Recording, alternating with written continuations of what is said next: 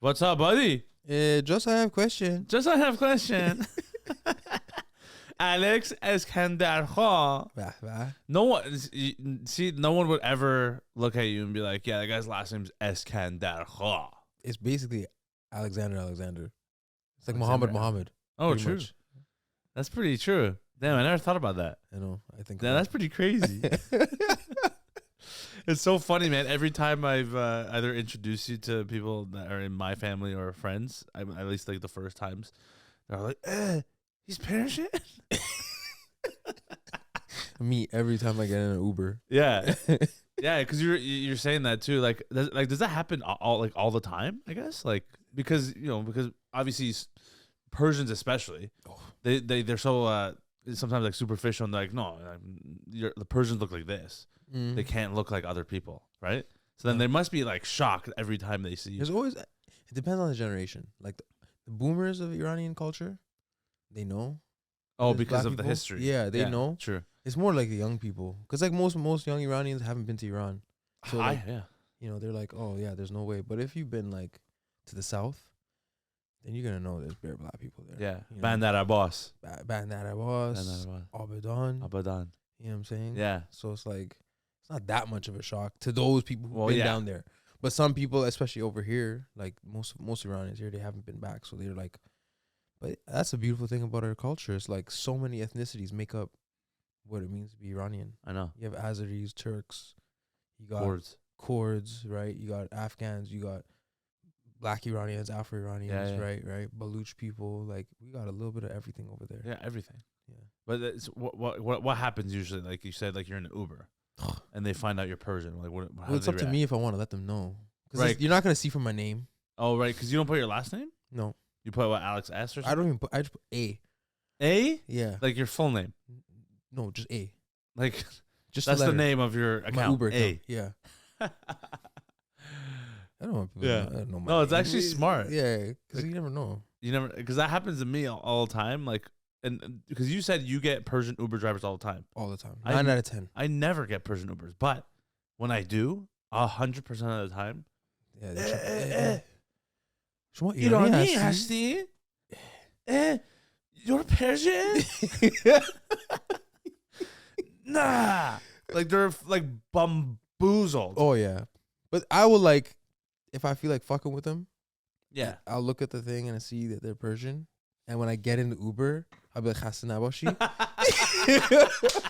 سلام عباس جون خوبی همه چی خوبه مامان خوبه سلام برسون فامیل خوبه just going off and مگه ایرانی دیگه. Going off in farce. And then there's a whole conversation where they go and tell me their life story.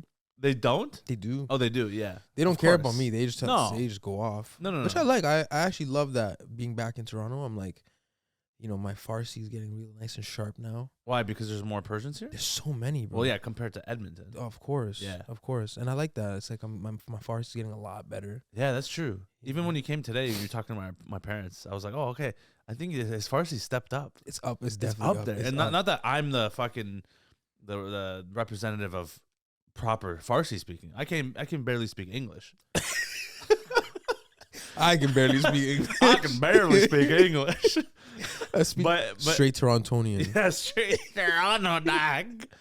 But even hearing you speak, because I know what good Farsi sounds like, obviously.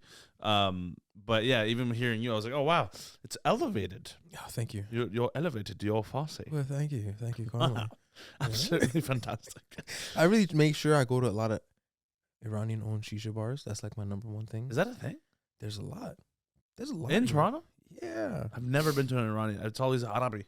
I mean, if you're in Scarborough, it's all. But if you go up to Richmond Hill, Richmond Hill, Young and Finch. Oh, okay, that's where you go. That's where I go for my shisha. So when are we reaching? I think it's shisha. A overdue still. It's overdue. That's like my office. You give me a nice little Haleyun, a little choi, little choi nabat. قشنگ نشستی رو Oh فرش. my God, some baklava. Bye. That's a vibe. You can keep the alcohol and the clubs and all that shit. I'm over at I don't need the Haleyun spot. Yeah, come kebab pazi. A little bit of kebab, some raw onion. I'm gonna breathe in your face, girl. Oh man, ladies must love that. Oh yeah, a real Persian woman loves a good raw onion breath. That's the It's horrible. That's how you know you're with a real woman. Yeah. As if she tolerates your raw onion breath as a Persian guy. But you know what? It's funny because my brother doesn't like raw onion at all. I'm like, you're never gonna be with a Persian girl. No, It's never gonna work out. No, yeah. That's why I'm like, you guys just explore, experiment, get your Nigerian girls in, little Arabs, little Europeans, do your little do, and you're gonna come right back to your culture then. You think so? I don't know, man. It's hard to say. It's hard to say, man. I don't know, man. I'm just talking shit. Talking mad shit. This is why they don't give niggas like us podcasts. But my favorite comments, because recently, like, some of my podcast clips have been doing really well on TikTok and Instagram. But some of the comments on one of the videos was, yo, they really should make podcast equipment more expensive. It's like, yo, they're giving mics to anybody these days. They don't give them to us. We go and purchase them. But my hard-earned money, bro. Podcast equipment is actually pretty expensive. It is already expensive, man. What do you want from me, man? I just want to share my thoughts and opinions I otherwise can't do on my social media. But there's some people that I'm like, shit, I see some podcasts and I'm like, bro, y'all just saying anything. Yeah. Well, oh my God, bro. That's why I love making parodies of like some of these girls, these OnlyFans girl podcasts. Bro, there's one. I'm gonna make a parody of it this week. This one girl's like, yeah, and so one of my friends, she was telling me this story about how, when she married her husband, he became her immediate family. So now her real family takes a step down to her husband. Now her husband is her immediate family, not her actual family. So isn't that crazy? And then the other girl on the other side is like, yeah. Oh, there's something very profound there. Yeah, it's like, bro, what are you talking about? I mean, like, that's the only family you get to choose. Yeah. But like, that's true. Whoa. Mind blown. Just Rogan. Whoa. Wow, man. That is wild, man. That might be the best impression you do next to the Gary V. Yeah, I don't know. It's all right. I could do better. But that sometimes I have an existential crisis. I'm like, is this even fucking good? Or like people just gassing me up, No, I like the Rogan one. Well, obviously, nothing beats the Gary V. Well, the Gary V one is like one of one. Yeah, it's elite. It's elite. It's I never brag about anything. But if I were to, I'm the GOAT of Gary V. Hands down, no question. That's the one that I gotta undisputed. I gotta give you that one. Champ. I gotta give you that one. That one is like, I remember. I think one of the first times I did it was on the Gifted Gap, and I was like, you guys are crying. I was dying. Gifted Gap. It's like you close your eyes. And you close your eyes. Alex. I just picture Gary V. I'm just like, this is crazy. Bro, you got a fucking collective for Black Iranians? I fucking married an Iranian woman? Like, she's fucking great. I fucking love my girl.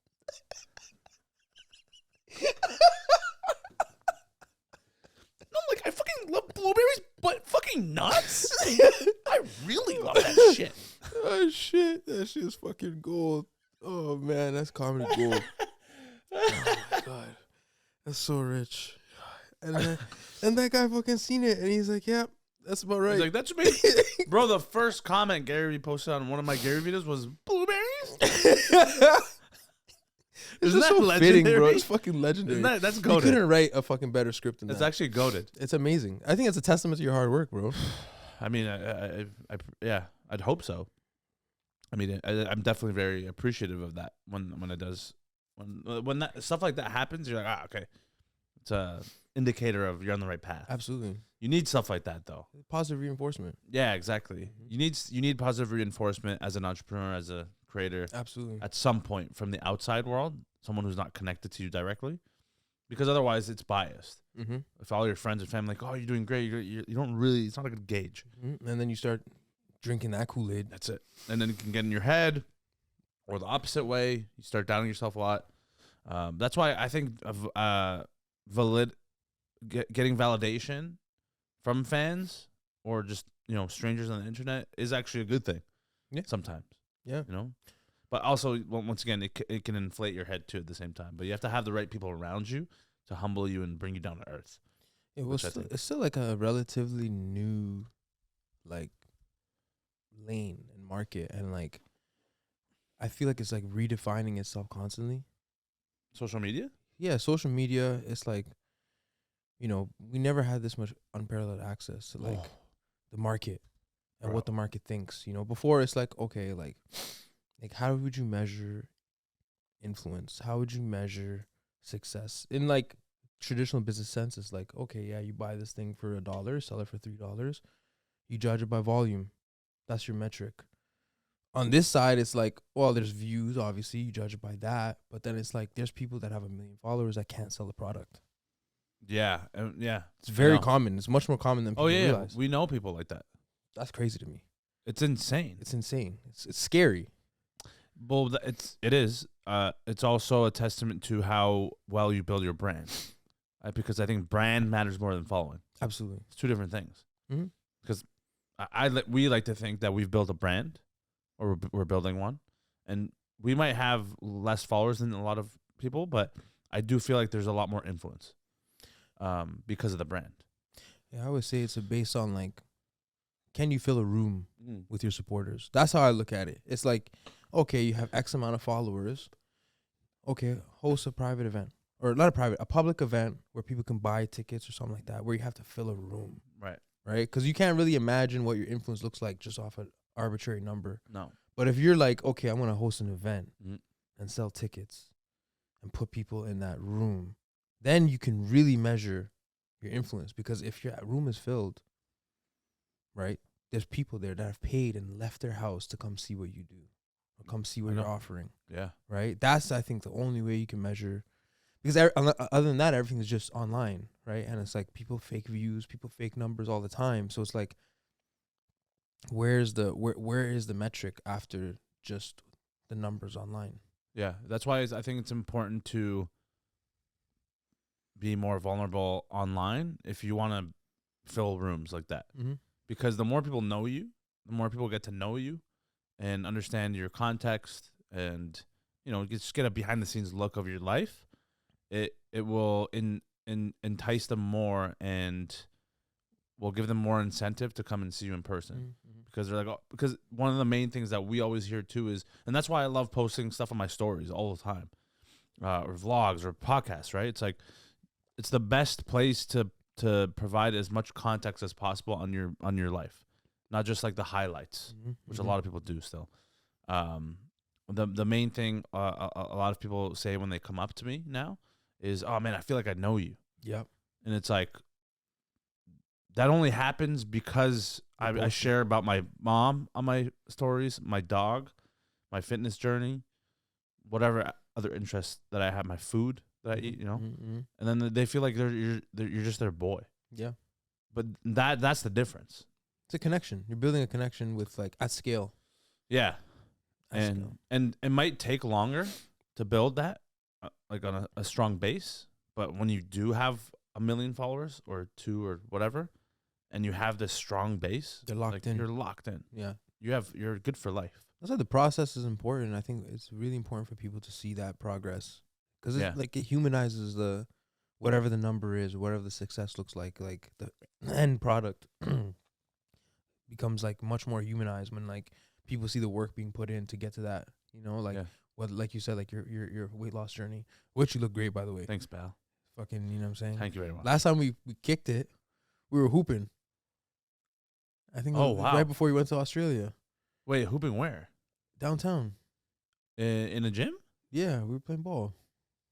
A couple of. Are you sure? Yeah. Inside? Indoors. Indoors. Was that at the condo? Yeah. The one we were staying at? Yeah. Fuck, I don't remember that. It was over a year ago. It was before you guys went. It was a long time. Yeah, it was over a year ago for sure. Yeah. So anyway, yeah. Yeah, it was definitely bigger then. Yeah. He still got it. He got a little, a little sauce. Oh, buddy. I'm always draining threes, so. There's something to be said about, like, we could put together a team of Iranian creators and compete with some Some niggas. No, I mean there's some guys, but like Yeah, you know, I agree. there's a lot of guys out there that can hoop. Man, I'm a lethal killer from the 3-point line. That's all I know. So you just gotta know your role, man. I gotta know my role. I know my spot. I know my place. That's it. Yeah. You want me to drive? Nope. No. You want me to lay up? Spot up shooter. Not even spot up. Just I'm already there. Yeah. I'm not even spotting up. I'm just I'm already balls in the air, ready to go. ready to go. Ready You know, to go. I don't fuck around with no crossovers. Like I'm crossing myself over if I try to cross you over. That's how slow I am. I got no lateral agility. Like you want me to do a D weight spin? No chance. We could do there's a solid 5 we could put together that can compete. I would love to do like a charity game of some sort, or like a cool event with basketball and comedy, or like something like that. There should be. There's a lot of guys in the city that hoop. Yeah, of course. And some of my good friends are like really good hoopers. Like you yourself are fucking great. You and Bars. Okay, it was all right. Bars is nasty. Bars can play. Bars is nice. Your brother. Woo. Yeah, that guy's nasty. He can hoop. But you're pretty sick too. I'm okay. One time, yeah, I remember we played outside one time too. I didn't realize how good you were. Like you were. I swear you were in like slippers, and I was full on geared up. I had full basketball gear on, and I'm getting crossed by this guy. He's barely trying. you were blindfolded, and this guy's getting 11-0 on me. It was like my past life, bro. Because like I feel like everybody in the city hooped. Like every single person. Basketball is a part of their identity, and I feel like basketball is intrinsically a Toronto thing. In Canada, it's huge in general. Because when I played in college, we used to always have debates about like what cities had the best hoopers and stuff like that. Toronto's up there, bro. Like I think right now, if you look at the NBA, They're all from Mississauga, Brampton, GTA. Nobody's actually from Toronto, but it's up there with like Los Angeles. Oh yeah. I don't see like many New York guys and stuff like that, but like every single person in the city has played ball at some point in their life. Oh yeah, 100%. Yeah.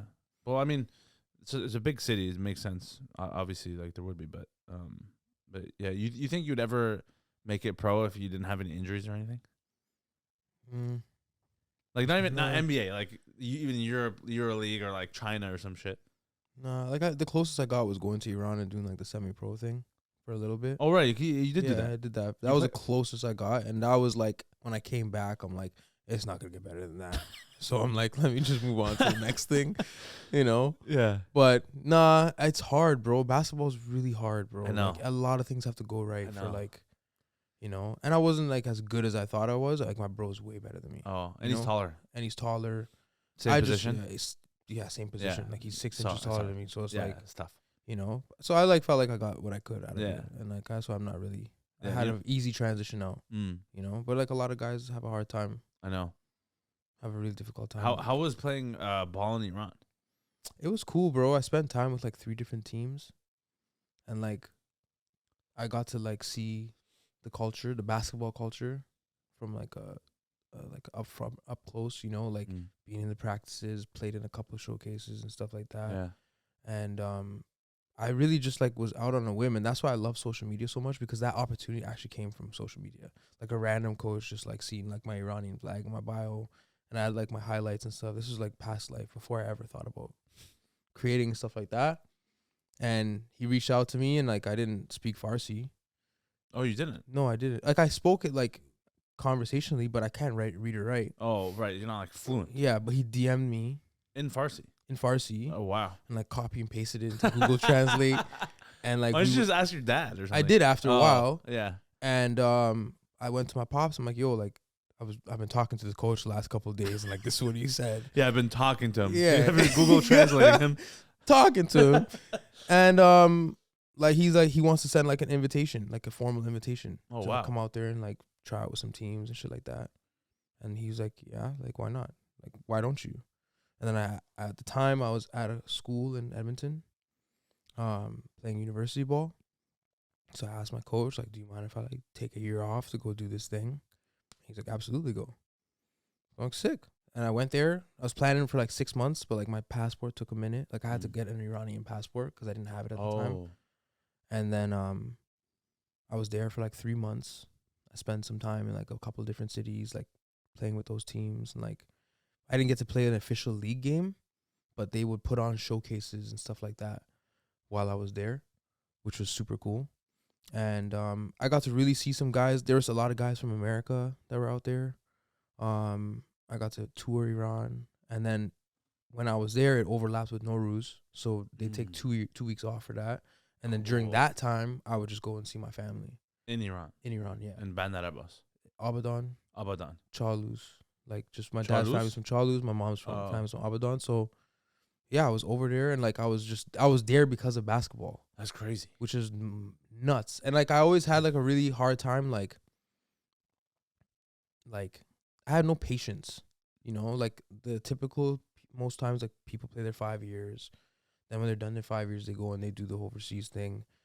But I was just like I didn't really respect that process, so I was like whatever chance I got to get out of it and like do whatever I could, like I really just was like, you know, arrogant about that process, and like it landed me in Iran. I had no business being there, you know. And then like I came back and I'm like, bro, like I still had like eligibility and stuff like that. I played 1 more year of school.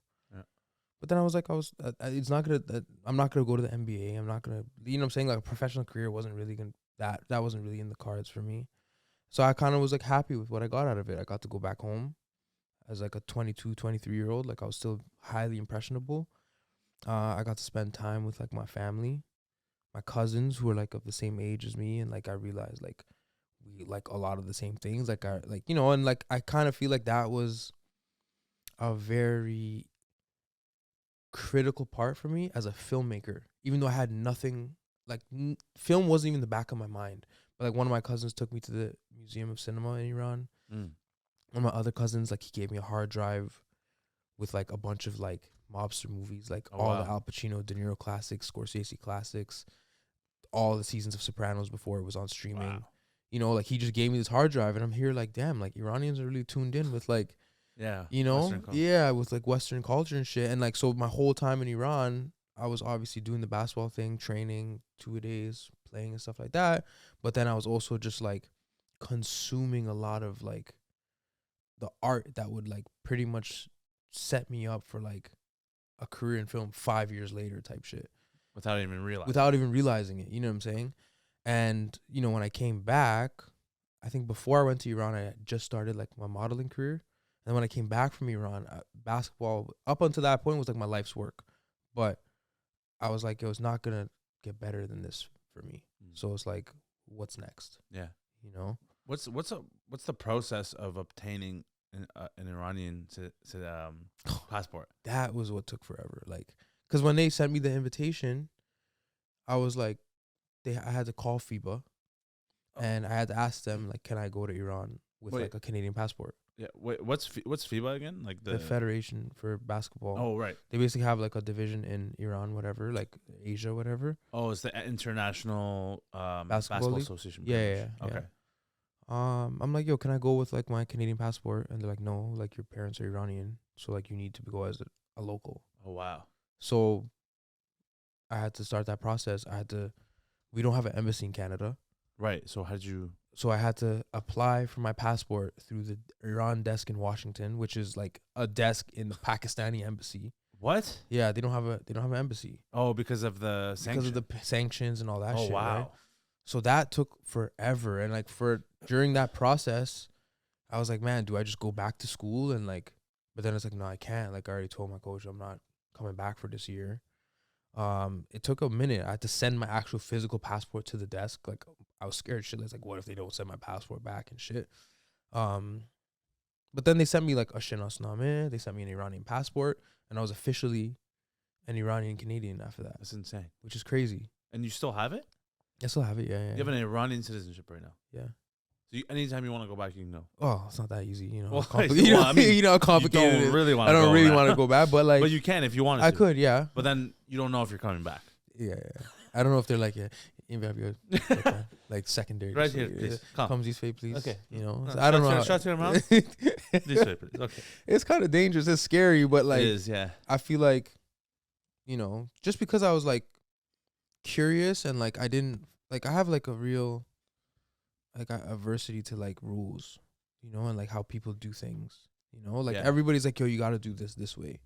I'm like, no, fuck that shit. I'm gonna go over this way and do this way. And because I had that mentality, I got to go home. And like when I came back and like I saw kind of how the politics affected Iran after that, I was just really grateful that I like took that chance. Because a lot of the times in between while I was waiting, I'm like, oh, maybe I don't go. Maybe I shouldn't go.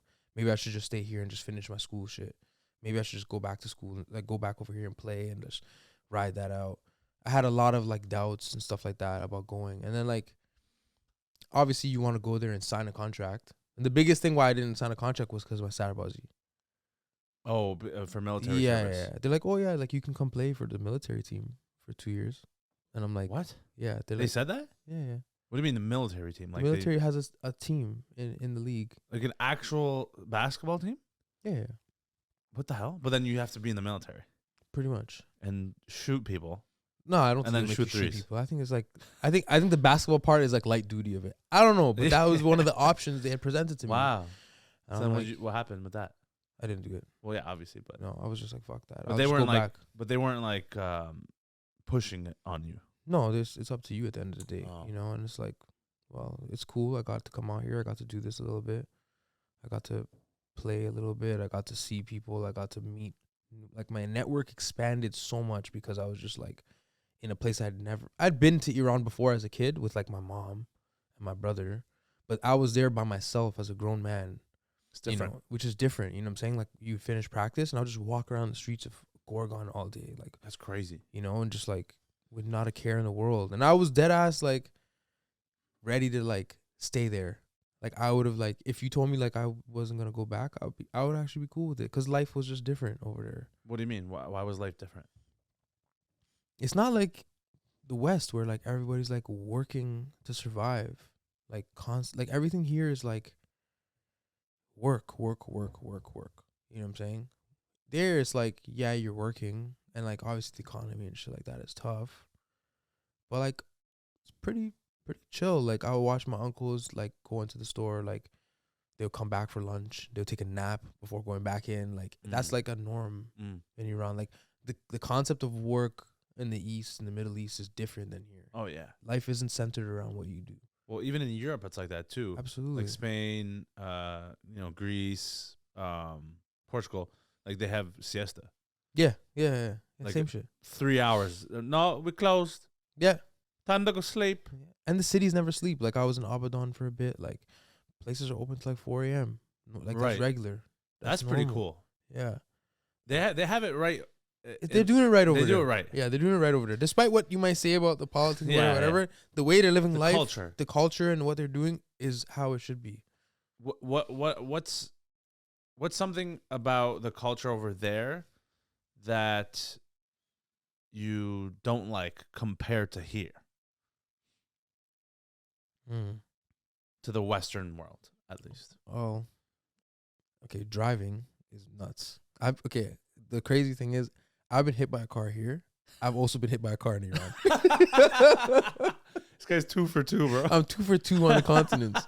That's probably the only like I was scared to drive in Iran. It was that bad. I wouldn't get behind the wheel there because it's different. There's no rules. Nobody stops at the red light. Okay, it's so like it's like Vietnam and like India. And Yeah, shit. yeah. It's mud. Asia's- I was Asia's scared. mud. Like I would be walking with my grandma, like God rest her soul, like, and we'd be crossing the street, and I'd be scared shitless for her. Right. But she does this in her sleep. Oh, she's like like, it's "No nothing problem." for her. Like Yeah. you know what I'm saying? Yeah. And I'm just like, you're trying to time like the cars, and wow. you're like, you know, and I'm just like, my ass was tight trying to like fucking get across the street and shit, and like. I don't know how they do it. It's different. That's probably the one thing I'd say like they got it right over here. Is proper driving Driving I mean, etiquette. But instinctually, they're way better. over there. Yeah, instinctually. Well, because they have to. they have They're to be. survival Yeah, instincts. it's dead ass. It's like if I don't make Yeah, make no. it to my destination. Yeah. And then everybody drives stick over there, which is cool. Oh, manual. Yeah, everybody drives stick. Oh. And then like if you're up over there, you have a Toyota. If you're up, Yeah. And then like obviously like there's the Range Rovers, BMW, stuff like that. But But like they rare. have really weird rules around like the kind of engines and stuff like that you can have in Iran. what do you mean? Like they can't be a certain like you know how like you know you have a 2.4 liter V6, V8, that kind of stuff. Yeah. Like over there they have restrictions on the engine sizes. Oh, really? So a lot of the cars that are over there, like that are like you would like if you had like a 7 Series BMW, which would have like a twin turbo V6 or V8 out there. When you have it out there, like they have a tax on that, and so like a lot of the cars don't have those size engines. They're fitted with like smaller engines, which is like there's no point in really having a nice car, because if you're buying a car, half of it is like you like the way it's built. Well, for me, I don't know, I'm a car guy, but for people I don't know, like out there it's different. And so like those restrictions or those taxes and stuff like that affect the kind of cars you can bring in there, and like it's weird, bro. So they don't have supercars.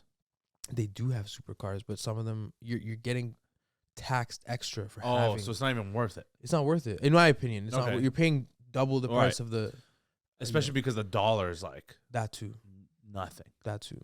Yeah. But there are the elite people who The have elite, all elite, the elite. money in the country. They'll do whatever the fuck they want. Of course. That's crazy to me. It's different. It's really different. It's so weird in a way. Like, have you ever heard of that page, Rich Kids of Tehran? Yeah. That always was so weird to me. Because they have so much money and they're just like, not knowing, that's a stretch, but knowing somewhat of the politics and the what's going on in the country and how the economy is, and then seeing that, it's kind of like Dubai in a way. Because it's a lot like that. Yeah. Dubai, I've never been there, but my brother's been there. Other people I know, they say how obviously like the sheikhs and like the richest motherfuckers, like trillionaires, and then there's literally people like getting $9 a week. Yeah. Slumming it out. That's how it is. There's two extremes in the Middle East. At least I think it's a lot like that in the Middle East and a lot of the countries. There's no middle ground. No, there's no middle class. That's across the world though now. Like more than ever. But at least in the Western world, there is a little bit of a middle class, but like it's slowly the gap's increasing. I think it's non-existent anymore. You think so? Yeah, and I think like AI is accelerating that. AI. Yeah. Why? Because like I think about it. When's the last time you went to the movies? Like 3 months ago. Okay. Did you see anybody at the teller? Maybe one person working. Everything else is a machine taking your order. Yeah, there's one girl. One. At the confectionery. 10 years ago, there'd be 15 people working. Yeah, that's true. Yeah, so like everywhere, even like McDonald's or like. That's what I'm saying. Any store, really, bro. It's so annoying. It's annoying because I like a grocery store. There's like 17 screens set up, and one girl just standing there. Yeah, bro, help me. That's how you get the 5-finger discount. You just like, yeah. you know, you're like, oops. Like, it slipped in an item. The PS5 is an orange. What is Hass avocado? PS5 in the back. But that's what I'm saying. Like I feel like that like AI and technology has accelerated that gap widening where like those jobs that used to be like, you know, minimum wage jobs of like kids working at the movie theater type shit, like you don't see on that anymore. And I also think I don't think it's a bad thing because. Why? I think that you're forcing more people to lean on their creativity to work and make money, which I don't think is a bad thing. I don't think that, you know, like when you think about the 9 to 5, it's such a new concept. Like we've only had it for less than a century. In the grand scheme of like civilization, in the 2,000, 3,000 year context of like human existence, the 9 to 5 is like less than. Oh, it's a speck. It's a speck. And maybe in 10 years, we're going to look at this shit and be like, remember when like we had 9 to 5s?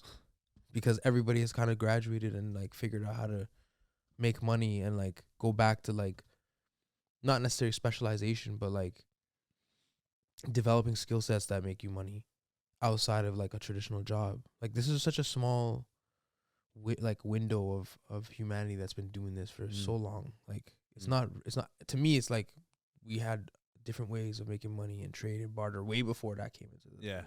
You know, people sold stuff, people had special skills, people did a bunch of different things to make money. It wasn't always like this. This is a relatively new concept. Yeah, that people are thinking is like the end all be all, which it's like it's not. Yeah, I think, in just inherently as humans, we've always been like almost trained to be entrepreneurial. Absolutely. Because back in the day, like you're not going to a desk job and your boss is telling you to do a spreadsheet. No. They're like, bro, go fetch A 2 chicken. pounds of grain. Yeah. And like make a deal with someone. It's like that's entrepreneurial. Absolutely. You have to be creative. You have to use your mind, be business oriented, wherever the fuck, right? So I feel like naturally as humans we are more geared towards that. Absolutely. I think that like humans are intrinsically creative And resourceful. and resourceful as well. Yeah. Like we're artists at the end of the day. Yeah. Every single person You has have to that. be. And like no matter what job you do, if you're not really tapping into that creativity and what you do, you're actually reducing yourself to. And this is gonna get into like I'm a sociology major, so like Let's get one into of the it, first buddy. things we read is like fucking the Communist Manifesto. Oh, It okay. talks about how like when someone's working, they just become like a shell of themselves. They're just like a robot essentially. You know what I'm saying? And so if you're not really using your brain to do things and you're just doing the same Robotic. task, yeah, you know, you alienate yourself. Yeah. I You know? So like when I think about the workplace and I think about the things that we do to make money, it's like if you're not actually thinking, period, right? You're just reducing yourself to like a cog in a machine. And I think that every human has the capability to do more than, because we're like, bro, we're conscious, we're conscious. That's another thing too. Like we're not just animals that just do a task over and over again. Robots. We're not robots. So like I think that AI will expedite this wealth gap. Not wealth gap. Yeah, the gap of like, you know, and like people will figure out like, oh shit, like maybe I have to actually do things and do things. Something hands-on. Hands-on, or like come up with a skill set and like not just like fit themselves into like some random job that you hate. Yeah, you know what I'm saying? And it could be good. Like, you know what I'm saying? Yeah, because I also think if this weren't the case, then pretty much everyone in the world, they wouldn't have hobbies that included something creative. Absolutely. Every single 9 to 5 person I know, that's in some way, shape, or form, after work, they usually go and do like they listen to music. They I don't know, like maybe not create music, but they're like really into music, or they write stuff, or creatively, poetry, comedy, something. They love performance, like acting or whatever, right? Like something, right? So naturally, like we said, human beings are more geared towards that stuff. But because we've been like almost pushed to do these like random 9 to 5 jobs that no one gives a fuck about, people start to lose it. Absolutely. But I feel like naturally in a way, that's why I do feel AI is good for that reason. So people have maybe more time to go back into their real like evolutionarily humanness. But and AI is like, bro, I use AI all the time. Like I pay for it. Really? I use it for everything. I built GPTs. I've done because I was reading about AI like 5 years ago. Oh wow! Before it even became a thing. I just didn't know it was gonna become a thing this quickly. All right, yeah. And like, I'm looking at it, and I'm like, bro, in like a year's time, it's gonna be like rice. Everybody's like, it's gonna be everybody. Like every company has an AI chatbot now. A what? Every company has an AI chatbot. Oh yeah. Every company's racing to incorporate AI into whatever they do, even if it doesn't make any sense. And because of that, the value of it is actually gonna drop. Right now, it's like it's new and it's fresh and there's a novelty around it. Give it a year from now, when every company already has it. Facebook and Instagram have one. Snapchat has one. I use Notion calendar. Notion has it built in, right? Like every single app you're using has it built in now. And because of that, it's going to drop the value of it, and it's going to be like the standard. And like at that point, it's like if you're not using it, what are you doing? Yeah. I don't know anything about AI. Like I don't. You better get on it. Terminator, baby. You know, right? That's the thing too. It kind of scares me because I'm like, all these movies you see, I feel like they're foreshadowing. It definitely is. I Am Legend. They look like iRobot. iRobot. Yeah. Like the Tesla boss look like iRobot. Yeah, bro. Yeah. Bro, I'm telling you, it's they're gonna take over. No, deadass. That's why I'm so nice to my AI chatbots. I'm really nice. Like when you do something for me, I'm like, please. I'm like, oh, thank you for that. You know, I don't really ask it how you're doing, but like, yeah. you know, should though. I probably should. You know, what I'm better saying? start. Yeah. Unless you want to get fucked up in the future, bro. Hey, I think they would be like, yeah, leave that guy alone. He was good. He was cool. Yeah. It's cool. like it's kind of like the school shooter thing. It's like It's I'm, the same I'm gonna thing. be boys with Aiden over here. I've always been boys with the school shooters. I like everybody. Yeah.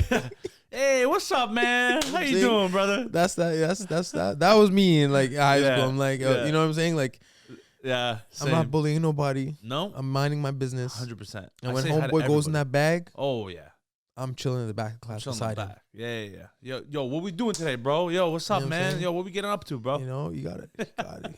You got it. You got to. You got to see it through, my boy. Hey, man. Yeah. You know, do what you got to do, man. Yeah. Are you good? Yeah. All right. We good. We good. Hey, yo, but we good though? We good? We're good. Right, We're good. Just making sure, bro. Yeah. You want something? You need food or something? I've always been the guy that's good with everybody. Same. I'm the same. Yeah. Nobody got a problem with me. Nobody. You got to be a real piece of shit to have a problem with me. Oh yeah.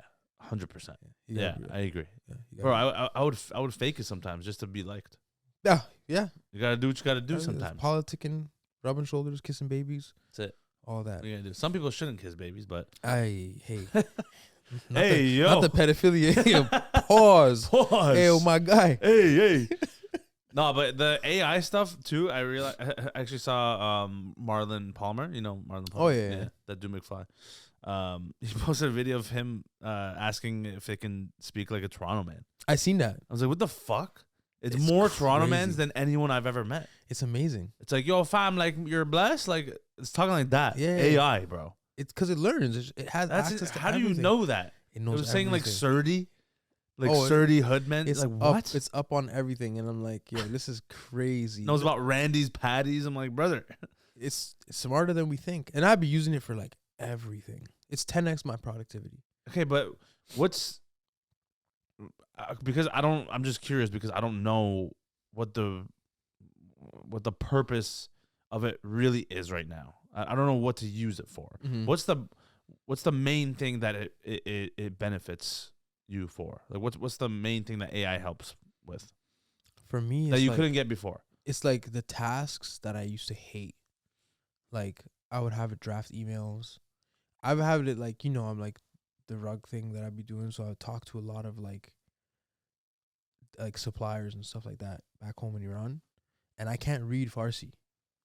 So I would like copy and paste what people are saying into the chatbot, and I would have it spit out the answer I want in Farsi. In Farsi? Yeah. Without you even writing it? Yeah, I don't write anything. That's bro. crazy. You don't need to know anything anymore. Like it's just shut your brain off. Yeah, you can literally shut. Because I always used to say like knowing everything is pointless. Like if someone's you can't, and it's like memorization of like random facts does not helpful. Signify intelligence. I think the only thing that signifies intelligence is if you can get exactly what you want out of life. Right. And AI makes it so that you don't need to know anything. Whatever you need, if you can connect the dots and just literally describe the problem you're trying to solve, AI will figure out a way to solve it for you. And then at that point, it's just like connecting the apps and whatever to make that happen. Like I've been selling a list of grants for $10, and I used AI to put all that shit together. Like I was already studying and figuring out what grants are out there because I'm raising the money for my film. Coach My Black, I raised $175,000 to do. Like fuck, that's crazy. Yeah, and it's like I had a list of all these grants already, and then I asked AI to like combine different sources of these grants and put it into a spreadsheet. So now I had the spreadsheet. I hate spreadsheets, bro. I can't even do an Excel file. Like, I don't know any of the formulas. I don't know how I got hired for certain. I got working corporate jobs and stuff like that. That's insane. I don't know how to fucking do any of that shit. But I would always find a way to finesse it. Yeah. And so, like, I put together a spreadsheet, had all these grants in it, and then I'm like, okay, can I sell this? I'm using it myself, so I know there's bare filmmakers that want to use it too. So then I use ChatGPT to put that all together. Then I'm like, I use Zapier, which is like automations and AI to like link like my Gmail and Stripe. Oh. So then Stripe gets like the $10 from you, and then sends a zap to Gmail to send you the grant, This which guy's is in my speaking Google. robot, bro. But it's like I didn't need to. I just asked ChatGPT, yo, how can I sell this thing, and what do I need to do to like that? I knew what I wanted to do. Yeah, you just need the instructions. Yeah, I just need to know the step-by-step formula to implement it, and then ChatGPT helped me do that. That's crazy. So now people buy the grant list for $10. What? Yeah, and it's like I don't do anything; they just pay, and it sends them the thing. I just figured out it just helped me put the shit together. You know what I'm saying? And it's like that's just one use case. Yeah. There's other use cases I've created for myself, and now if I'm like using it for myself, then I'm like, okay, maybe other people can use it too. But I'm just not. Sometimes I get in my own way of like putting the ideas I use out there for the public to use. Yeah. Because I'm like, not that I'm selfish or anything. I just want to make sure they work for myself first. Yeah. You know, but like shit like that, bro. And like I've always been like, I'll try this idea out. I've just had a lot of free time since like we started the carpet store and stuff. Yeah. I had time to do shit for myself, like invest in like my modeling and acting career, take the time to make a film, like this kind of stuff. And so it's like I haven't worked a job in like 5 years, you know? So like all that time I spent that I would be spending 8 hours working for somebody else, I just had 8 hours to like trial and error for my own shit. And in that process, I figured out I like making movies. Yeah. You know? And like AI helped with that. It doesn't write the movies for me. Like I still go and write the scripts and shit like that. But I will upload my script to ChatGPT and ask it to like tell me what the fuck is wrong with my script. Oh wow. Instead of like I still get like human of course coverage and like feedback, but like the AI is good at pointing out my plot holes and shit like that. At least grammatically or like even just plot holes, like stuff like that. I built a GPT to do that specifically. That's insane. I also built a production assistant GPT, so that trained it on like a bunch of data from shit I learned, like in terms of like rates, budgets and stuff like that. So now I have an assistant instead of like, I had a hard time with like virtual assistants and stuff like that because I'm really bad at like giving instructions. So I just like created a ChatGPT to help me with that shit. Wow. And like, so I just have time to like experiment, trial and error with this stuff. So I'd be trying random shit. And I've always been like kind of tech savvy a little bit, enough to like make our own website for the Gifted Gab and like figure out how to distribute our shit. And like now I'm just kind of like 5 years after like being able to like take those risks for myself, I'm finding ways to like make it work for myself and vertically integrate everything so that I can kind of propel myself, you know, as a creator, as a filmmaker. Yeah. And I mean, so far it's working. I mean, like the directing thing is kind of what I feel like I want to be doing. Yeah. And I just feel like there's still so many things that AI cannot do. Like I don't think it's going to affect the film industry that much, even though like I was at Content Canada during TIFF and like they were talking about AI and how like so much programs are like for editing, for software, for screenwriting, for all this stuff. Like AI is already in, and if we're not in it and we're not using it, we're kind of falling behind. But it's leveled the playing field for like independent creators. Studios don't know what the fuck they're doing anymore. Of course, they're so outdated. They're so outdated. We don't want Fast and the Furious 27. Like, do you know what I'm saying? One last ride. So it's like if you can figure out how to like put a film together, which is hard. If you can figure out how to distribute a film, which is hard. Like all that information is so decentralized, and AI actually helps if you don't have a team of 10 people. Well, like you have a chatbot that can figure it out as if you did have a team of 10 people. Yeah. What do you think AI can help with the most in filmmaking?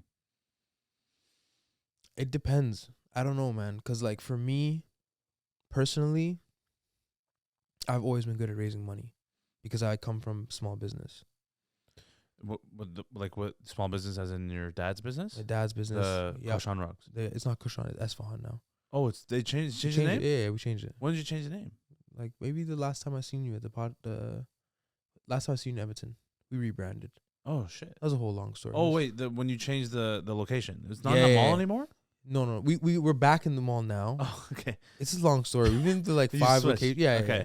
And that's something I just learned. Like business is like when a business folds, it's not the end of the world. Like no, entrepreneurs do that shit keep all the adapting. time. You just keep adapting. But yeah, we rebranded. We switched locations, stuff like that. So it's Esfahan version. Oh, Rugs. Esfahan Rugs. Yeah. That's the name. Esfahan rugs. Esfahan Persian rugs. Persian rugs. Persian. Well, obviously it's Persian. Ah, Rug is already Persian. Oh, you're talking. Why?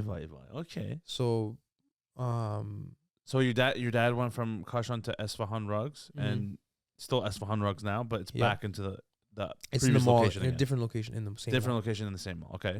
Yep.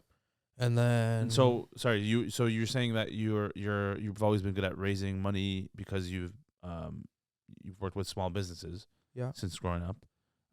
Why do you need to raise money for? Because it's like, film is the most expensive art form.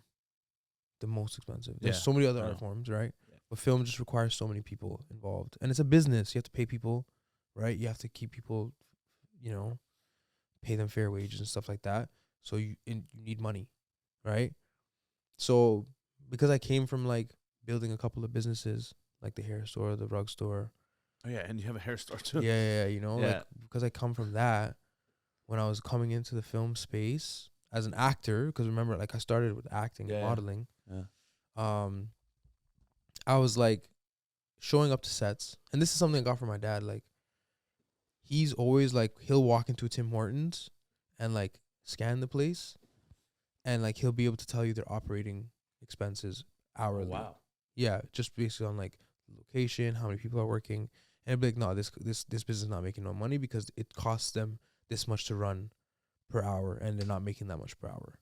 Which is a lot of businesses that are like corporate businesses. They don't make a lot of money if you think about it. If you're looking at it from like a, on a metric standpoint. Yeah. But then that's a whole other conversation. Yeah. So when I got onto like a film set for the first time, like an actual like big film set, like my first union job, which was like some CBS show.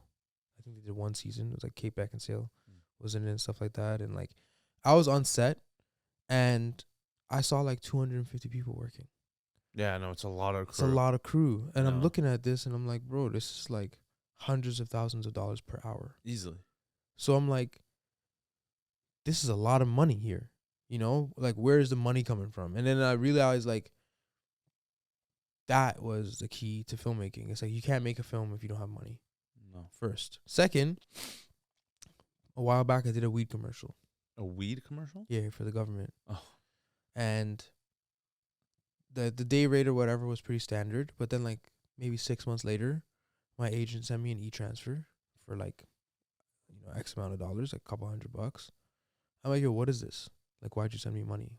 You should never ask why someone sent me money, but like, I want to know, like, ask questions. But I'm like, why'd you send me this? You know? Yeah. And he's like, oh, this is your residual because they've renewed your commercial. Oh. And that's where I'm like, it clicked for me. We're like, oh shit, like I'm just an actor, and they're paying me a residual because they've renewed this thing that I did once. Yeah.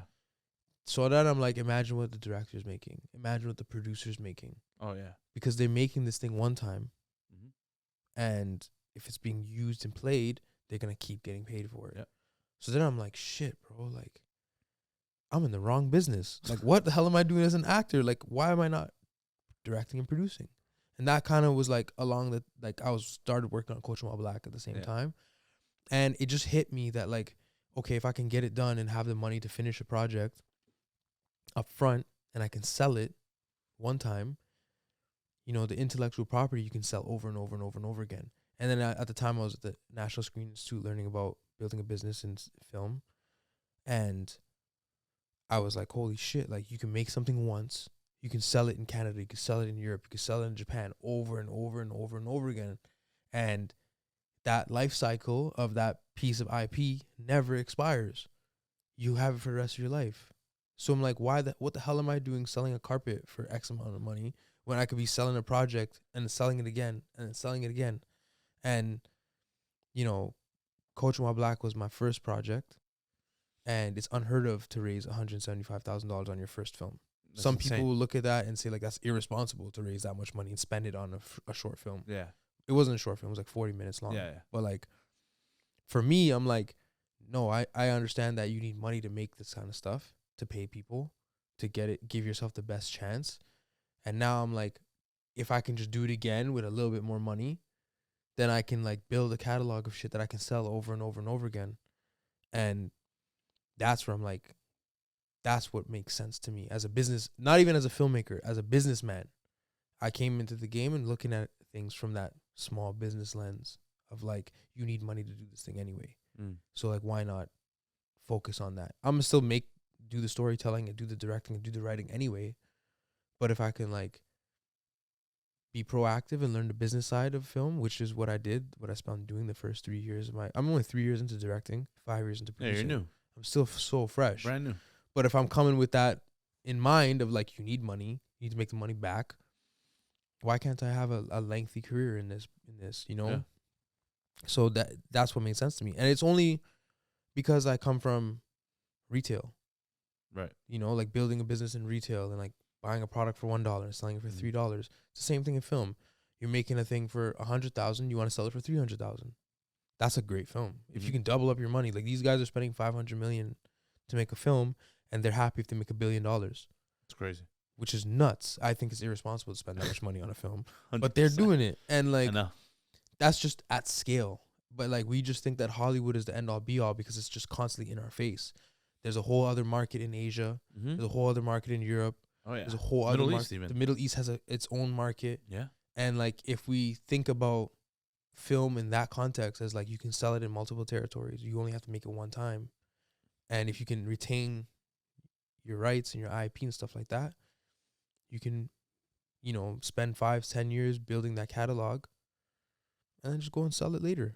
Like Bieber in 2022 sold his entire music catalog up until 2022 for like $200-300 million because he just had a bunch of shit that he made once and he was able to sell it. He sold to Spotify or some shit, and like, it's a lot of cash, but people will pay for that creative stuff. It's crazy. It's nuts.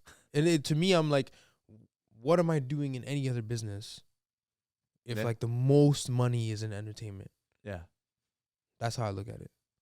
What got you into filmmaking in the first place? The Collective. The collective of for Black Iranians. Yeah, because when Pris found me, it's just a crazy story, and I don't know if I ever told you this. Pris found me through our episode on The Gifted Gap, the first one we ever did. Oh, like 5 years ago. Yeah, that's how she discovered me. And we just connected and we were chopping it up, and because she's Black and Iranian, I'm Black and Iranian. But that is the episode she discovered me from. She saw us chopping it up and she found out I'm Black and Iranian. And we just used to like tell stories and all this shit. And then we started The Collective together. It's because of me. Yeah. I'm the reason. You're the reason. Well, I mean, it makes sense. Maybe because, do you know how she found you? Like how she found the video? She's like Professor X, man. Like she's got She'll find, yeah. She has like a Rolodex of all the Black Iranians in the world. Yeah, yeah. You know what I'm saying? And I guess she was just looking for people who had like a similar background and story and shit like that. And we just used to chop it up. Like we spent like a year building our relationship, trading stories. You know, she knew I had been to Iran and she went to Iran, and like, you know, being Black in Iran, and our experiences are so different being Black in Iran, because mine was just like on the back of basketball. So like it was a bit of a, like, my story was an anomaly. It wasn't similar to anybody else's experience, you know, but I had been there and been entrenched in the culture, and I was like 22, 23 years old. It was a very impressionable time for me. And so I had lots to say about it. And like, she also had lots to say about it. Two complete different perspectives. You know what I'm saying? And, you know, she's also a Black woman, you know what I'm saying? Like leading the charge, you know what I'm saying? So it's like, we used to just connect on that and the stories and stuff like that. And then she's like, yo, we need to make a collective. It was her idea, and she came to me with it first, and I'm like, yeah, I'm down. Yeah. And I was making films for the collective in there. Okay. You know, why do you think it's important to have a collective? Because, like, first of all, most Iranians don't know that there's Black people there. I didn't know. You didn't know. Most Iranians don't. Our parents' generation know. Yeah. Because, you know, they've been there and they've seen it, and they've probably been to the South, and those times it was like, you know, Abadan was like a tourist destination. So like, oh really? Yeah. So people knew, but like the new generation doesn't know because it's not documented. Like history has been erased from the Iranian perspective, and it was intentional. Like the Shah's father intentionally was erasing that history because it's just so loaded. The history's so loaded. Like the British were in Iran. They were trying to like make sure that there was no slave trading going on, which is ironic. You know what I'm saying? But like there was a slave trade in Iran, like that people don't know. Like slavery was abolished in 1929. You know, so like people don't know this stuff that, you know, there was like obviously when people think of slavery and black people, they think of like Western slavery, which was like chattel slavery, which is like capitalism and like the black Americans who built America. Yeah. In the East, it was different. It was way different, but it was still a different brand of slavery. Yeah. You know, it was like the Shirazis and the Persians went down to Zanzibar, and then they trafficked people up to Mecca, and they sold those people into slavery. Some of those people end up in Iran, right? Some of those people end up in different Arab countries and stuff like that. Like, people don't want to hear the ugly sides of their history, but every like culture and history and country has a good side and a bad side, right? And so like there's a lot of pushback from the Iranian community about this stuff, about Haji Firuz and things like that. Haji Firuz was a slave. People will sit there and try to do the mental gymnastics about, oh, he's a character from, no, bro. Like I can tell when people read and people don't read. Yeah. Like I can immediately have a conversation for 5 seconds, and not just in the context of Iranian stuff, even the context of like politics and stuff. Like I can tell when people can read and search and seek information for themselves, or when they just regurgitate other people's opinions. Yeah. And that to me is like that's a clear delineation of like intelligence. Do you feel what I'm saying? Are you spewing your own conclusions, your own thoughts, or are you just saying what your dad told you about something, or what your uncle told you about something, or what your grandfather told you about something? So like there's still this mental gymnastics in the Iranian community too that like try to justify blackface. Like, wait, for anyone who's listening or watching this, can you explain what Haji Firuz is? Oh my god, it's our Santa Claus for Nowruz. You know what I'm saying? Dressed in red, and like his character's dressed in blackface, and like Iranians love to do this mental gymnastics about like, oh, it's not racist. It's like, bro, you don't even know the history behind this. I don't even know, to be honest. Yeah, like I've read the records, I've read all the archives. Like when me and Pris were starting the collective, all we did was read. And I know people don't read. People don't even read what's on the can of a fucking soda. Yeah. You want me to believe that they're reading about their history? No, you're just regurgitating other people's opinions on it. You know what I'm saying? Yeah. That nigga was a slave. Like straight up.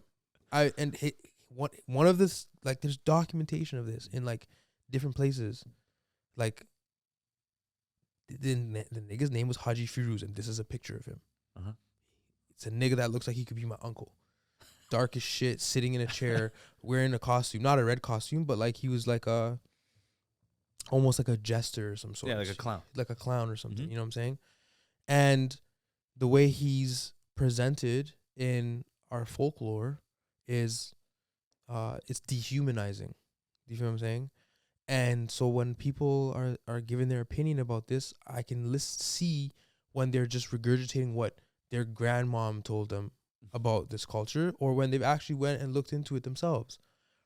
So, and when a black person tells you something is racist, listen, like you don't have to fucking sit there and like do the justification. Man, it's not one of those. Not like that, bro. You know, and so like, yeah, Haji Firuz is racist. There's still so much pushback, but it's like, bro, like, there's a lot of pushback on everything. Like, people are not going to agree on everything, but like, it's always going to be that, yeah. But facts are facts. Facts are facts. Facts are facts. And if you're not coming with facts, like, I don't even want to hear it. Like, it's definitely racist. 100%. Haji Firuz is pure racist. I remember, like, I don't even remember, but like, when I started doing this work, like, my parents started telling me a lot of stories about like this kind of stuff. Cause like, my mom is black, right? Like, African woman. Yeah. You know what I'm saying? Like, you've seen my mom. Like, you know what I'm saying?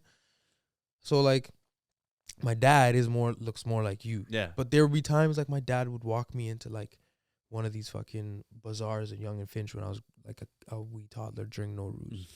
And there'd be like a Haji Firuz dressed in blackface dancing on the table. Oh, no way. Yeah. Like a real person? Yeah. Like this is normal. In blackface? Yes. No way, bro. I've never even seen that before. I don't think they do it anymore, but I remember they don't do it anymore. But like those times in like the 90s, like here, right? They don't give a fuck. They didn't give a fuck. And my dad told me a story about how he walked into the market. He saw that, and he was just like shocked. And he went up to the storekeeper, and he's like you know, like Chiv has a shit, like in Chiv, like what are you doing, you know? And he was giving the storekeeper shit for this blackface. Yeah, thing. of course. And As he was doing that, a police officer walked in. A black one? A white Oh. police officer walked into the market and was like, "What are you doing?" To the shopkeeper. Like, hilarious. why is like, what the fuck is this I know, type what of is shit? this? Yeah. You know? And told him like to take that shit down and Yeah. like, you know what I'm saying? Like, Right. and like, I don't know, bro. Like, as a black man, I'm looking at that shit. It's like, it's blatantly racist. Yeah. My dad's a white man. Yeah. And he's sitting there, and obviously his wife was a black woman, so he's obviously an ally to Right. a lot of this shit. But like, it's not like, the thing is, like, people like to justify it because, oh, it's alcohol. Like, bro, like, if you knew the background of what this was, Yeah. you wouldn't be justifying it. Yeah. But then there's like this denial behind it. We're like, oh, like, Cyrus the Great, like, we freed the Jews, like, blah blah blah. Like, do you want to like make it look like we're, and we are, like, Iranian culture is like, it's A1, nothing comes above it. Yeah. You know what I'm saying? That doesn't mean there's like dark sides to it too. Of course. That's just Like just any everything. culture. Yeah. You know? They want to justify it because it's like, oh, but it's tradition. Who gives a fuck if it's tradition? But like, it doesn't mean just because it's tradition doesn't mean it's right. do you feel what I'm saying? And You can adapt it. You can. absolutely. There's all. That's the whole point. Is through the generations to adapt it to make it better and better. It doesn't have to be exactly the same way it was. Oh, you know, Like, times change. times change. But like, people don't, but that's the thing, like, that history isn't documented in Iran. That language of like talking about race and all these things, it's not a thing in Iran. You know what I'm saying? Right now. Yeah. Yeah. I was in an Uber last week, and the driver and me were speaking Farsi, chatting, and, you know, I told him I'm from Abadan, and I tried to explain to him that, like, those people in Abadan that are darker skinned are African. They're of African descent. He's like, no, it's because the sun is it's because the sun. And I'm like, bro, What? what are you, like, no, like, this is what people, the That's mental retarded. gymnastics I'm talking about. It's like, they're so convinced that, like, oh, everybody is just like, this is good. I like that. We're all Iranian, absolutely. Yeah. But there's a story as to how each and every ethnicity got there. Yeah. And ours is not, oh, we're just darker because of the sun. That doesn't make sense. My cousins are all dark skinned. The sun is not that much like brighter that it affects my cousins a certain way, and less than, you know what I'm saying? And I did the DNA test and stuff. Like, when I was doing the research for the collective, I did a 23andMe. And what was it? 51% Iranian, down to where my dad's parents are from. So like Gilan, Mazandaran, Oh, wow. and my dad's town, Chalus. Mm. On point. The other 49% said I'm African. From where? Zanzibar, Where is Zanzibar? it's Tanzania, Oh, Tanzania.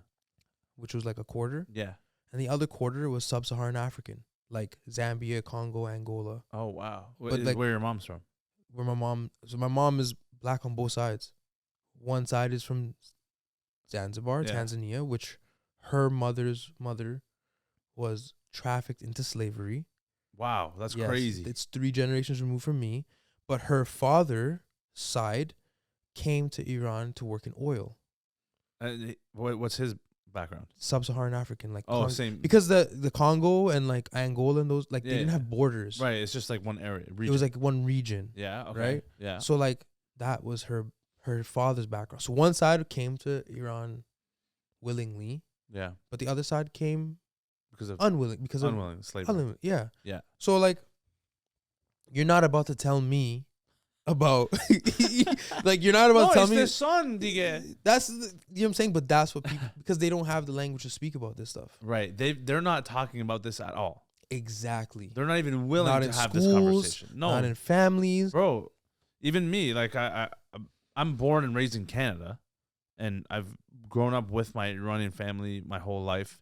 Their friends, their families. I never knew any black Iranians until you. Mm. You're the first person I met that was black and Persian. Yeah. Like, you're Iranian. Iranian on both sides. You're both sides. Yeah. But it's you're the first one, and I'm sure there's a lot that maybe I met along the way I just didn't realize or Mhm. whatever. But even me, like, I never got taught about it. Exactly. And I'd say my parents are really Educated. Yeah. And in a way progressive about their culture too. A lot, especially my dad, because he's Of really course. into like the politics and like the culture of, like, they're very prideful of their country. And, you know, he's mentioned it to me a few times throughout my life, but even then Didn't register. didn't register. So it's like, even someone who's so into it, into the culture, and knows a lot about the country, it didn't explain that much to me as a Canadian-born Persian. I can imagine how the rest of the Iranians don't talk about it at all. That's what and I'm saying. that's like, so it makes sense why there's a disconnect. Absolutely. And so that's why I think, so I guess I'm answering my own question. That's probably why it's important to have the collective. Yeah, because now for we this can, reason, so we can speak on it. Yeah, from that point of view. It's like, it's problematic if a white person is telling this because they don't understand the nuances and they don't understand the context and they don't, you know what I'm saying? Lived it. They never lived it. But if a black person is telling you these are the lived experiences, this is what it's like. And it's like me and Pris have spent time in Iran. So right, that's the other thing. We're not a bunch of diaspora kids that are like, we are, but we're not. Like, we've been there. Yeah. You know what I'm saying? And then we are showing you artists, we're showing you people, we're showing you athletes, we're showing you people that are black that have these lived experiences in Iran, not just from our perspective as a Canadian or her perspective as a French person. Like you know what I'm saying? Like, we're coming in there and saying like, yo, this is the lived experiences. Listen to them. It's not even about listen to us, you know? And so that's what got me into filmmaking, because I was like, you know, coaching while black. You know what I'm saying? Like, obviously I'm a black man at the end of the day. No matter how Iranian I am, I'm more Iranian than most people. Yeah, you are. Yeah, literally, like, bro. Literally. Yeah, this guy crushes nuts. Pause. Hey, yo, we wildin', my guy. We wildin', bro. Wildin'. But well, I was gonna say, before I get into that stuff, I wanted to ask. Obviously, you're black, but who do you identify as more? Is there scenarios where you're different? I mean, like, bro, growing up, I just grew up around niggas. And niggas never questioned where I was from or anything like that. I never asked. I never even thought of it. I didn't have the consciousness to think about my blackness in that context. So I was always just like, I'm just a nigga. My mom's black. My dad wasn't around for like 10 years of my life. So like, I'm being raised by like my black mom who's showing me how to move as a black man. I'm still Iranian, but I wasn't like that in tune with my culture.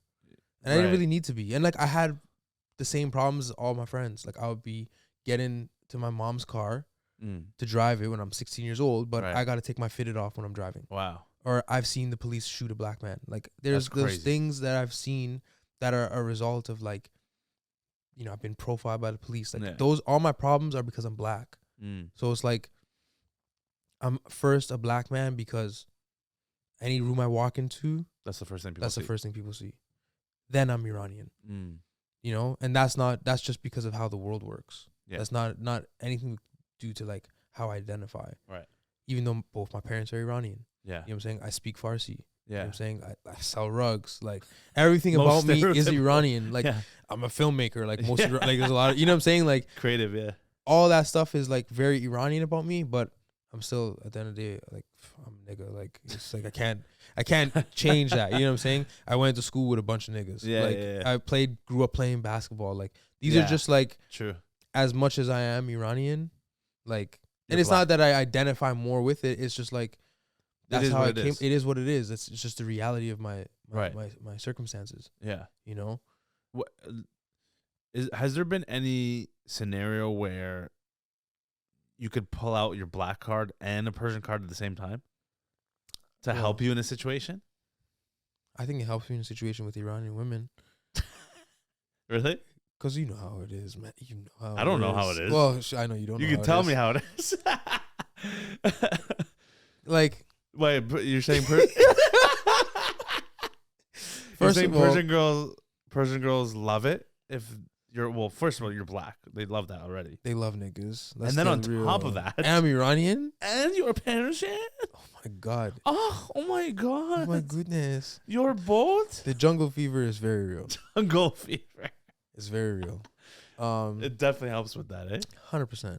That's hilarious. But yeah, thanks for taking all the Persian women, man. I didn't take any of them. They're all yours, bro. Okay. No, thank you very much. They don't like me. I'm a man of culture.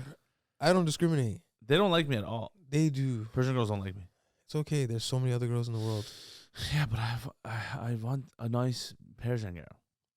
But Are you sure? no, I don't. I'm You not don't know sure. what you want. I don't know what I want. Confused. I don't know. I don't have a card. My card is a black Iranian card. Yeah. It's both. Yeah. You know, it gets me both privileges. It must be fun though sometimes to like pull it out on people. Yeah. Every time I get an Uber, It's hilarious. Every single time I get an Uber. Yeah. You know, everybody wants to be my friend because I'm the first black Yeah. Iranian they met. I know. You know, and it's cool, bro. I just feel like there's like, as a black Iranian, I have something very specific to say because I'm at that That's true. intersection. Like, no matter most of my films about the existence of like black people, but it's like it's coming from an Iranian lens. Mm. You know, It's very interesting. Yeah, or like it's an Iranian issue that I have a perspective on with a black lens. You know, it's like I can play in between those worlds, but at the end of the day, I'm a black man that speaks Farsi, but I'm also Iranian. Like, It's crazy. whatever way you want to cut it, Yeah. it is what it is, right? But I do think that it gives me a really, really, really interesting lens as Mhm. a filmmaker to look at things with that, you know. And then on top of that, it's like I have an arts degree in sociology, so I'm already looking at it with like a different lens and shit like that. But we'll see, man. Yeah. Time will tell. I got a bunch of shits, a Mhm. bunch of stories to tell, a bunch of films to make, a bunch of like perspectives that I want to shed on the world that people have yet to hear. Of course, as you should. Mm-hmm. So, coaching while black, what made you want to make that? Well, I played in that conference. I played basketball in university for a couple of years in that conference. So What I conference? was the ACAC in Alberta. ACAC? Yeah, That's yeah. what it's called? Yeah. It's a league? It's like there's like the CCAA, which is there's college. Oh. Then there's CIS, which is called U Sports now. Right, that's Canadian. Yeah. So those are the two leagues. Okay. And the ACAC is one conference in the CCAA In Alberta. in Alberta. Yeah, okay. So my school that I played at was in that conference. 2014 was like my first year there. And I'd like experience like being in Alberta at that time was weird. It was different. You know what I'm saying? Why? Because first of all, I was a kid from Toronto coming out there to play basketball. When a lot of other kids before that were also doing the same thing. Like that's something as a younger high school guy playing basketball, I used to see a lot of guys were going out there. And for me, I didn't care. It was just an opportunity for me to continue playing basketball outside of high school, get my education and stuff like that. But it was the first time I had like been in a place other than Toronto, outside of AAU and stuff like that, where like I got to see small town politics and shit like that. Because Alberta's really, despite the two big cities, there's a lot of small town shit that goes on there. Mm-hmm. I seen a lot of shit and I didn't know how to like put that into words. And then when I was doing the Gifted Gab, this dude that I went to high school with hit me up. And he's like, bro, I love your podcast, but yo, I think there's this coach you should bring onto your podcast. And he told me his story. And I'm like, okay, yeah, bro, like let me look into it and like I'll get back to you. And I started doing the research. And this guy's success at the school in Alberta that I played against I didn't play against him, but years later I had played against that school. And like I'm seeing like a lot of it's well documented, like newspaper articles, interviews. A lot of that shit was already existing. And I had just finished watching The Last Dance. So I was like inspired. I was hyped. I'm like, basketball documentary. Beautiful documentary. Amazing documentary. Amazing. And if I hadn't watched The Last Dance before that, I wouldn't have made Coach While Black. Wow. But I'm looking into this guy and I'm like, yo, this guy's story is crazy. An American coach comes here, takes over a college program, and starts bringing Toronto kids to his program. And then starts dominating, like cleaning house, like some of the records for their schools and like in terms of like the wins and losses under this guy. And at the time it was like he did that in like 2008, 2011. So then I get back to this guy and I'm like, yo, I think I'm gonna do something with him. I talked to the coach. I heard a story from him. And he's like, yo, a lot of people have told me about making a movie about my life, but like nobody ever does it. So I'm like, yo, it was 2020. A lot of the fucking grants and stuff like that were coming out for the black folk. So I'm like, I piggybacked on that. We had just started the collective. And I was like, the collective is cool. The Gifted Gab is cool. But if I really want to make a splash, I got to have my own thing. And this was my chance to kind of do my own thing. So I started just applying for funding, talking to people about money, talking to people about telling the story. And they kind of, a lot of people in Alberta are super supportive. And they just like, each person like pointed me in the right direction of how to make this thing happen. It took me like 3 years to make a 43-minute documentary about this basketball team, the scrutiny they experienced, the recruiting controversy they experienced, and this black coach who was on the receiving end of all that. As he was like blazing this trail that had never been blazed before, he was also catching a lot of flack. And then he lost his job. And so I'm like, you know, this is my chance to like write something, direct something, produce something. And during that time, I started my own company, Gambit Lab Filmworks. And we made Coaching While Black. Telus gave us some money to do it. Some of the arts councils, I had some private equity. Like I said, $175,000 to make my first film, which was a lot. That's I had crazy. a lot of wiggle room. Like I just had a lot of cushion to like make mistakes that wouldn't cost me too much. And I had like some great mentors, and I'm like, yo, I'm gonna make this film, and that's what we did. That's crazy. Yeah, What a story, though. it's an incredible story. You know, I thought it was amazing. Yeah, I remember when you were posting about it, like at the time when you were in the middle of making the documentary too. I read up on some of the articles too. I was like, this is nuts. Like the way that someone like that gets treated, It's crazy. in a place like that. Crazy. But that's why I feel like it's important to shed light on those things, and you're the perfect person to do that. Who else better than me? Who else better than you? I played there. You played there. I'm a black man. Yeah. You know what I'm saying? And it's what was really cool about the story, and me and Coach still have a great relationship today. But really what was cool about it was like, as I was telling his story, in a lot of ways it was my story. Yeah, you similar, very similar. Very similar story. I'd been there. I'd played in those gyms. Mm-hmm. You know, my DP, you know Kwame. Kwame. Oh yeah. So Kwame, he's the guy working on the film with me, and he's there like, he played in the conference too. Like we were at the same school. Okay. We played in those gyms together, and we're sitting there, and like sometimes when you go through stuff like that, if there's no one beside you that has also can like validate your experiences, it's tough. But it's like I'm working on this project, and he's sitting there beside me, and he's like yeah, nigga, it's like that, you know, like so like that was really cool. And then you know the process of like, I think documentary is really hard because you don't know what you're gonna get until you're like, you have it in front of you, you know. And like the story comes alive in the edit. Like I had a treatment, I had a script, and I knew what I was trying to shoot. But it's like when you're sitting down in the edit room trying to put everything together, like the first assembly cut was like 4.5 hours. Jesus. So like from there, you're kind of cut back, That's cut back, cut hectic. back, cut back. Yeah. So it's like that process of making that film was like my film school. That was me learning about what goes into a film, you know. I had been producing the podcast for a minute already, and we always, when me and Andre were making The Gift of Gab, we're always thinking like, we want this to be high production value. We want it to look good. We want it to be, you know. And then while I was doing that, I'm doing Coach While Black. And that's why I was saying before, like, I would never be able to have the time to do that stuff if I had to work a job. No chance. There's no chance. You know No what I'm saying? chance, If I have every day 8 hours and I have to come back and try to make a movie or try to make a podcast, No way. there's no way. But All in, bro. you have to be all in. But because I was able to raise that much financing, That helps a I lot. was able to pay myself a wage. I was Right. able to Yeah. take a lot of pressure off myself of like, have the documentary having to be successful or having to like make money off it. I could just like Just enjoy the process. enjoy the process. And that's what I did. Yeah. That's amazing, man. And that was, you think that helped you to get even deeper into filmmaking after that? Like what? Fuck yeah. Like, because, you know, maybe some people might go through that process and realize how difficult it is, and maybe they're not as passionate about it.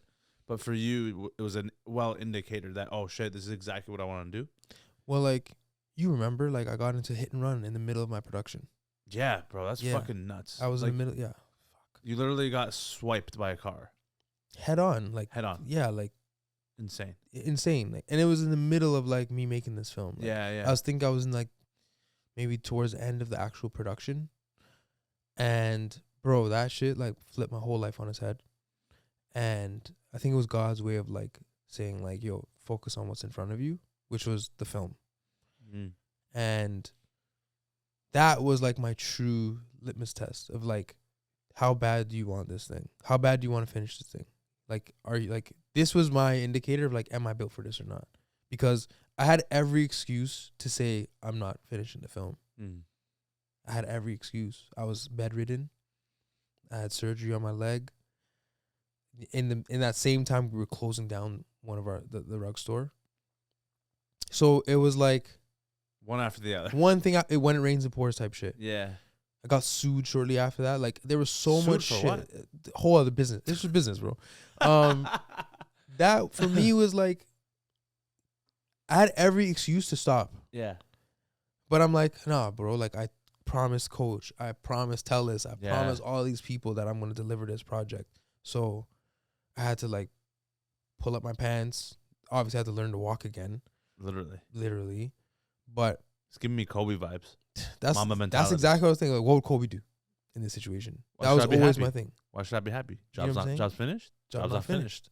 Job's not finished. Job's not finished. So I had somebody to be happy about. That's what I'm saying. Like, yeah. That's like the mentality I carried into it. And we got the thing done. And like, that for me indicated to me that nothing could be harder than that first film. Like, fuck, everything after that would be a fucking cakewalk in the park. A breeze. Yeah. Like, anything after that, any film after that, nothing would be harder than what I did there. Yeah. And my literal blood, sweat, and tears were in that film. Literally, yeah. Like, pretty much, you know?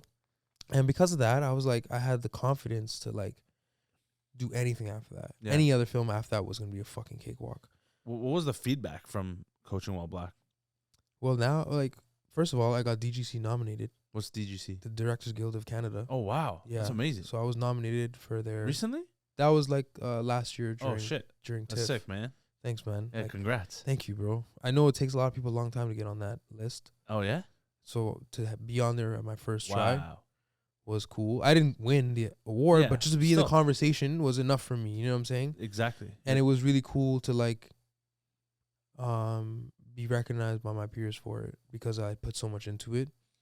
I was not in the main market. Like, I wasn't in Toronto at the time. I was in the middle of buttfuck nowhere. And, like, here comes this nigga out of nowhere with this film, this basketball film. Like, it was everything outside of the scope of everything that had been there previous. And I had been recognized for it. I was nominated for, like, 2 Rosies. Like, it got a lot of acclaim.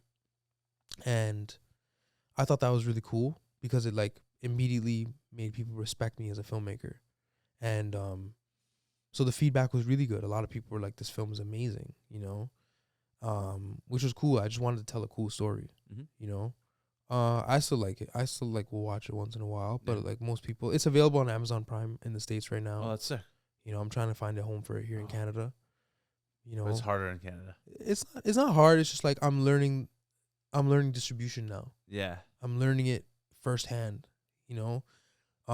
But the feedback when people watch it, they're like, "Yo, this is a sick film." Yeah. You know, and so that to me is enough. Like, as long as people are looking at it and they're like, they can appreciate the story, they're learning something, it makes them feel something. I don't care if your feeling is negative or positive about it, as long as it makes you feel something, then I've done my job. And we did a premiere for it in Edmonton where like what I was saying earlier about like how like I have no patience and I like to skip steps and stuff. Not skip steps, but like I just like to do things my own way. And everybody was like, yo, don't do a premiere because it's going to fuck up your festival status. You're not going to be able to premiere. I'm like, bro, fuck that shit. Like, I'm going to rent a theater because everybody's like, oh, you want to go to the festivals. That's like your goal, right? Yeah. What's wrong with that? What's wrong with that, right? But like everybody, that's what I'm saying. Everybody has a certain way of doing things, or like there's a way of like a path everybody follows that I just felt like this is not for me to follow anybody else's rules. This is for me to do things my own way. So we did a screening in Edmonton. I rented a theater. I sold like 250 tickets. That's all. You know what I'm saying? And that was like I didn't make any money off of it. Like I haven't made any money off the film. Right. It makes money. Right. But I haven't turned a profit yet.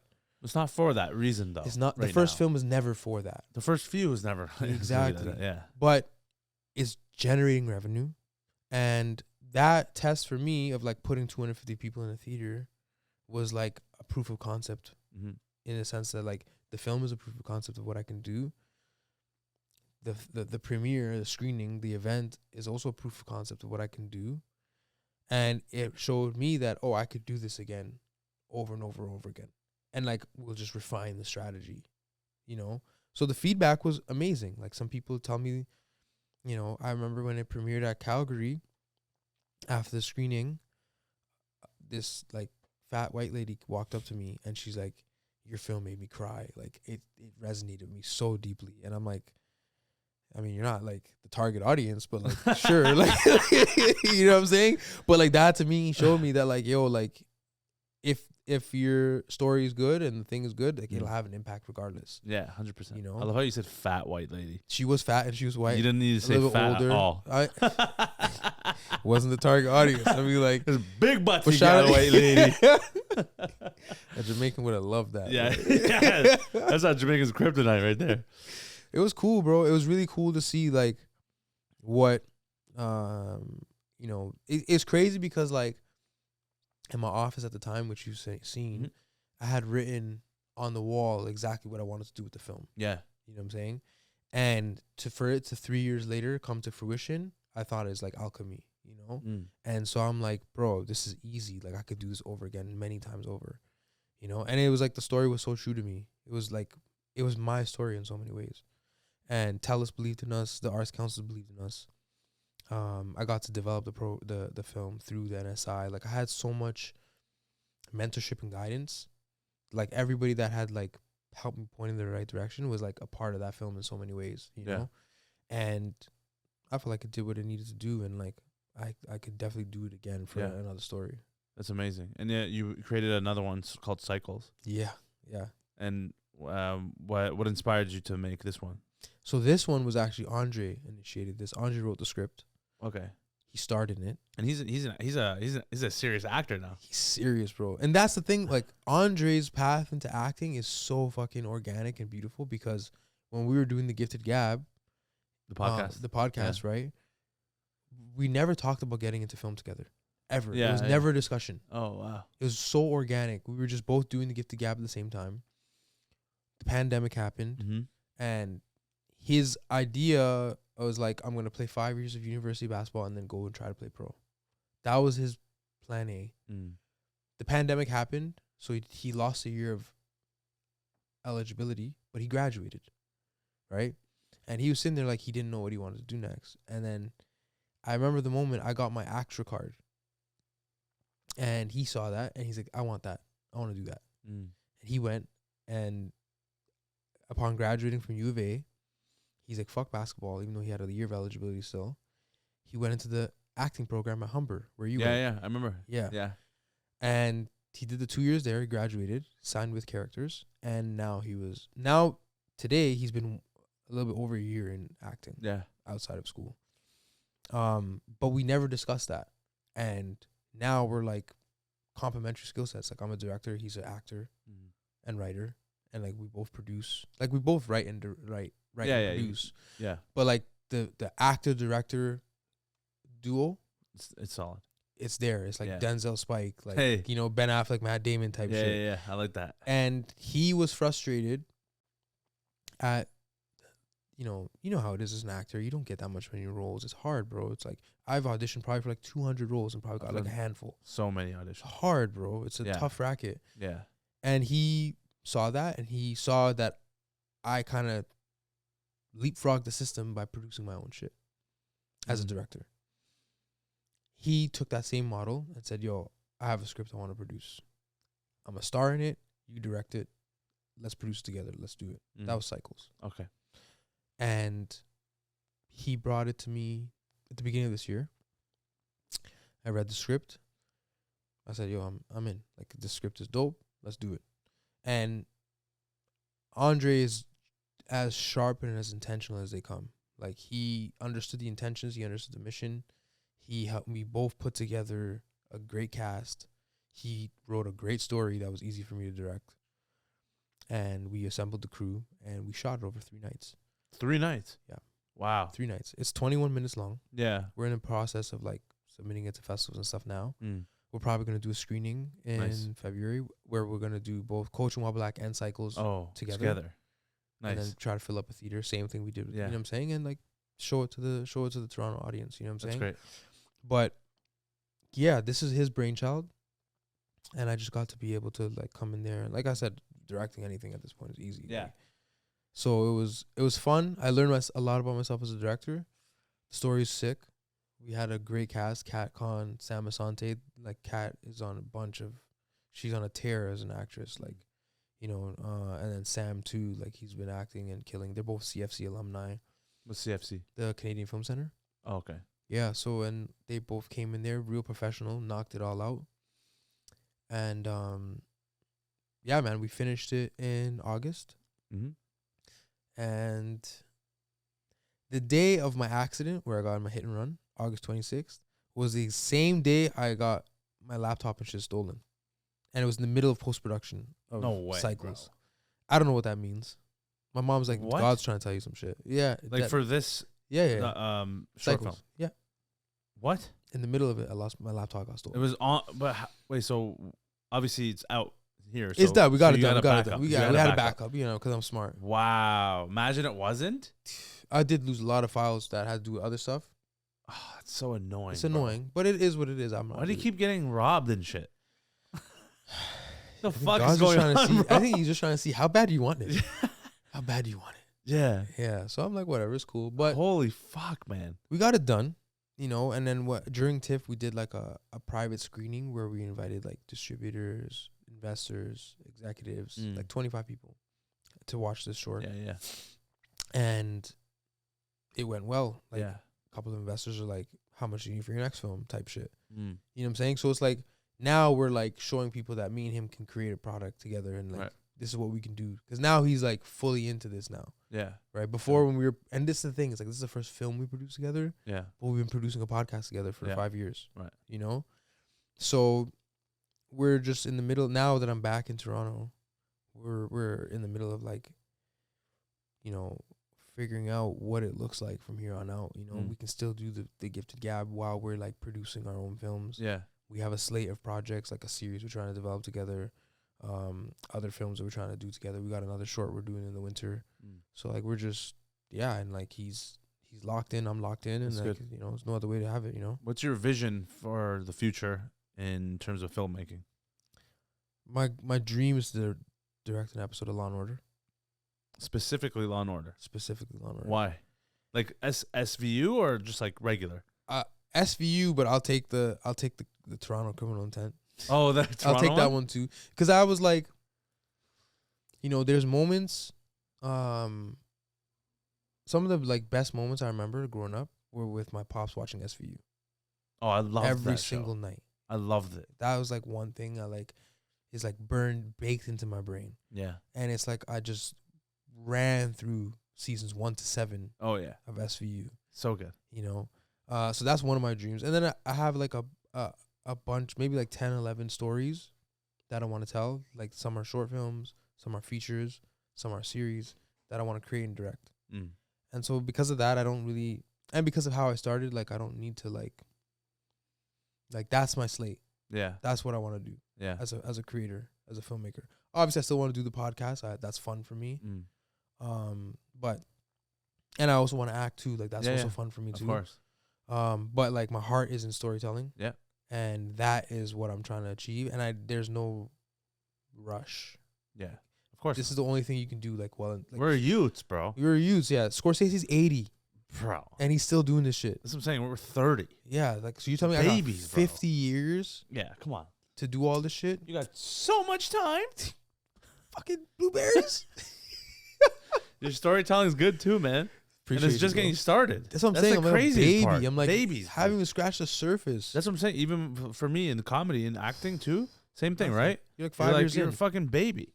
Yeah, we're so early. I feel like I'm just getting started. We're so early. This is the tip of the iceberg. It's so exciting though, because you're finally doing shit you love, and you're like, "Fuck, man, I guess just work on this for the rest of my life." I'm good. Bet.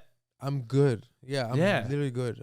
I could do this. And the thing is, like, even if you don't make money for a while, which I haven't in a while, like, well, we make money, but there's a lot of money that goes into investing into shows or tours that that's coming up. That's what you're supposed to do, though. You're supposed to put the money back into it. You have to always invest back into the brand. And that's been the fucking vibe for like 6 years for me and for us, for, the Estupid group. It shows. But like eventually it gets to the point where you're 15 years in or 20, now you're a fucking multimillionaire. Oh, yeah. But because you didn't waste time or money on bullshit in the first 10, 15, 20 years. Real You shit. invested in yourself as a human being and as a creative, as a profession. That's all it takes. But it's about how far are you willing to go and how bad do you want it? And that's the thing. Like me and Andre, when we first started the Gifted Gab, we actually talked about like we're only gonna be like good at this because we're willing to do it for free. That's all it is. Would you do it for free? That's the question you have to answer. Yeah. That's how you know you'll win. That's simple. If it's yes, you're good. You're good. If it's like iffy or no, don't do it. Absolutely. You're gonna get lost in the sauce. And that's where most people drop off because like there is no ROI in the first 2-3 years. That's what I'm saying. You're doing it for the wrong reasons. Absolutely. You're doing it for the wrong reasons. Absolutely. Yeah. And I can't be around people like that. That's for sure. Because it's deeper than just bread. Like the money's a byproduct. It's not the goal. Yeah. Yeah. It's not about the gluten for me, bro. The gluten. The bread. So dumb. So wait, yeah, straight over your head. Yeah. You're like, yo, what's wrong with gluten, fam? I can eat gluten. Actually, I don't know. Maybe I don't know. We'll see. No, gluten, fucking, most people can't digest gluten. I'll tell you that firsthand. Damn. And ancestrally, if that's even a word. It is a word. It's a word. Ancestrally. Most people can't digest gluten, especially the gluten that's made in the North America. Yeah, this shit's trash. Shit's not even real. It's poison. No, it's poison. It's poison. It's straight poison. It's actually so bad for you. So this is the worst. It's like the classic example where, well, my brother and I both, we've cut bread out of our diet for years at this point. Brilliant. Bread and pasta, anything that's carby like that, breaded, out. That's why you're looking so good, bro. Well, trying, but it's a grind because for when you eat that stuff your whole life, and then you finally start to like wean off of it, you're gonna get. We always talk about how with health, the same amount of time it takes you to get sick, and not sick as in like you're actually sick, but it's like for me, really fat and overweight, right? Same amount of time it takes to get sick is going to take the same amount of time to get healthy. Absolutely. So I'm still feeling the effects of the first 25 years or 26 Takes whatever, time, man. right? And so in 10 years from now, after cutting out bullshit, then I feel like I'll start to feel the positive impact.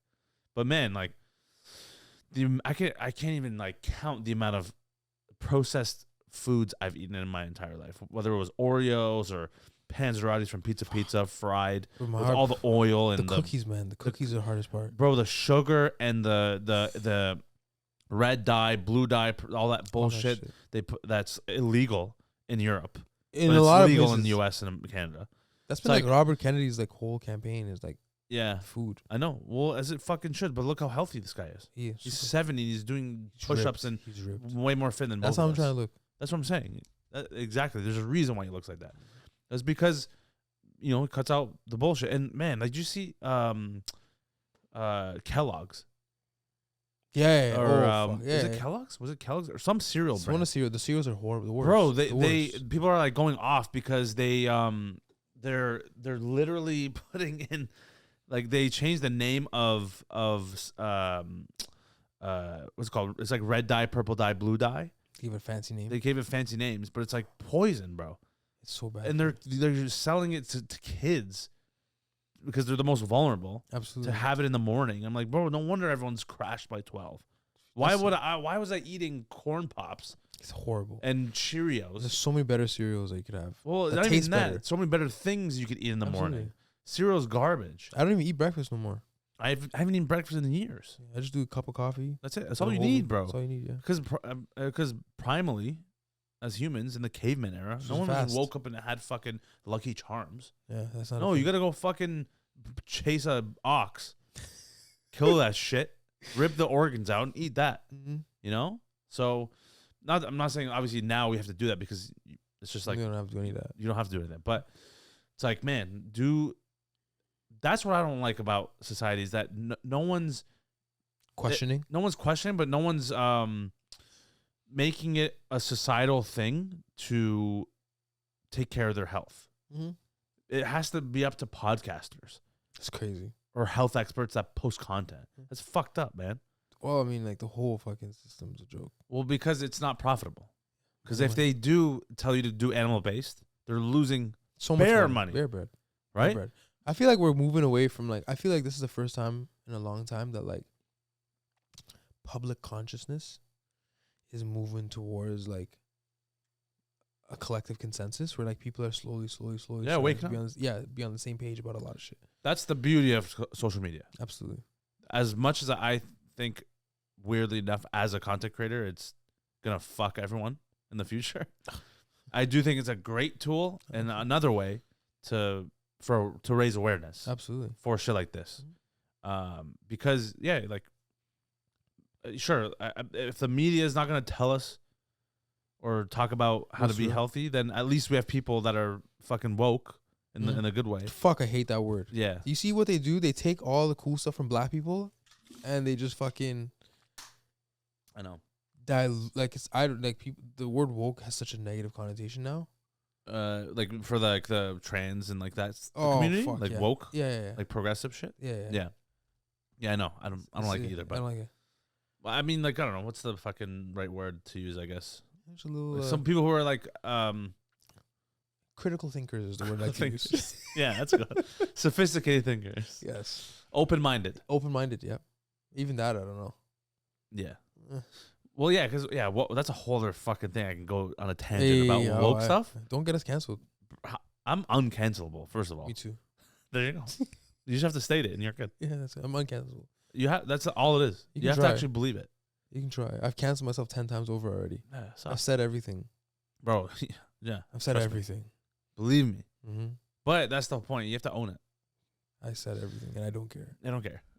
What about woke tard? Do you like that word or? That's the first time I'm hearing that word.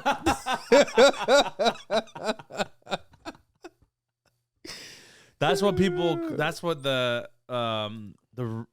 critical thinkers call the idiots.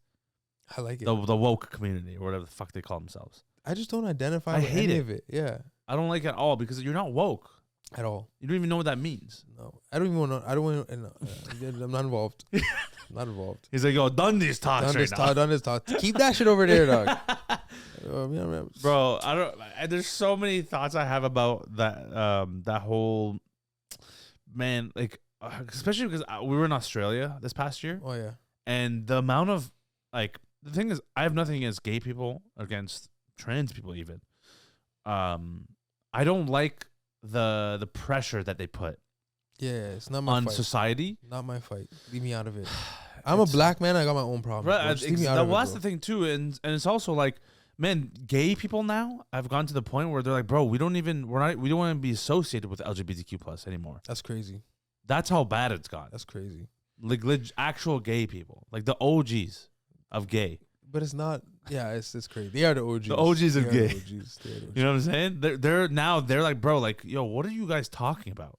Yeah, that's crazy. Just suck dick, and get barebacked, and that's it. Like, you know, like you're wilding right now. It's super wild, but like, no, but this is true. It's none of my business. It's none of my business. I don't care. I don't care. Do your thing. But gay please, people are actually some of my favorite people in the world. I love gay people. Yeah, not in that way. No, but nothing wrong with it. Nothing wrong with it. It's just I'm not.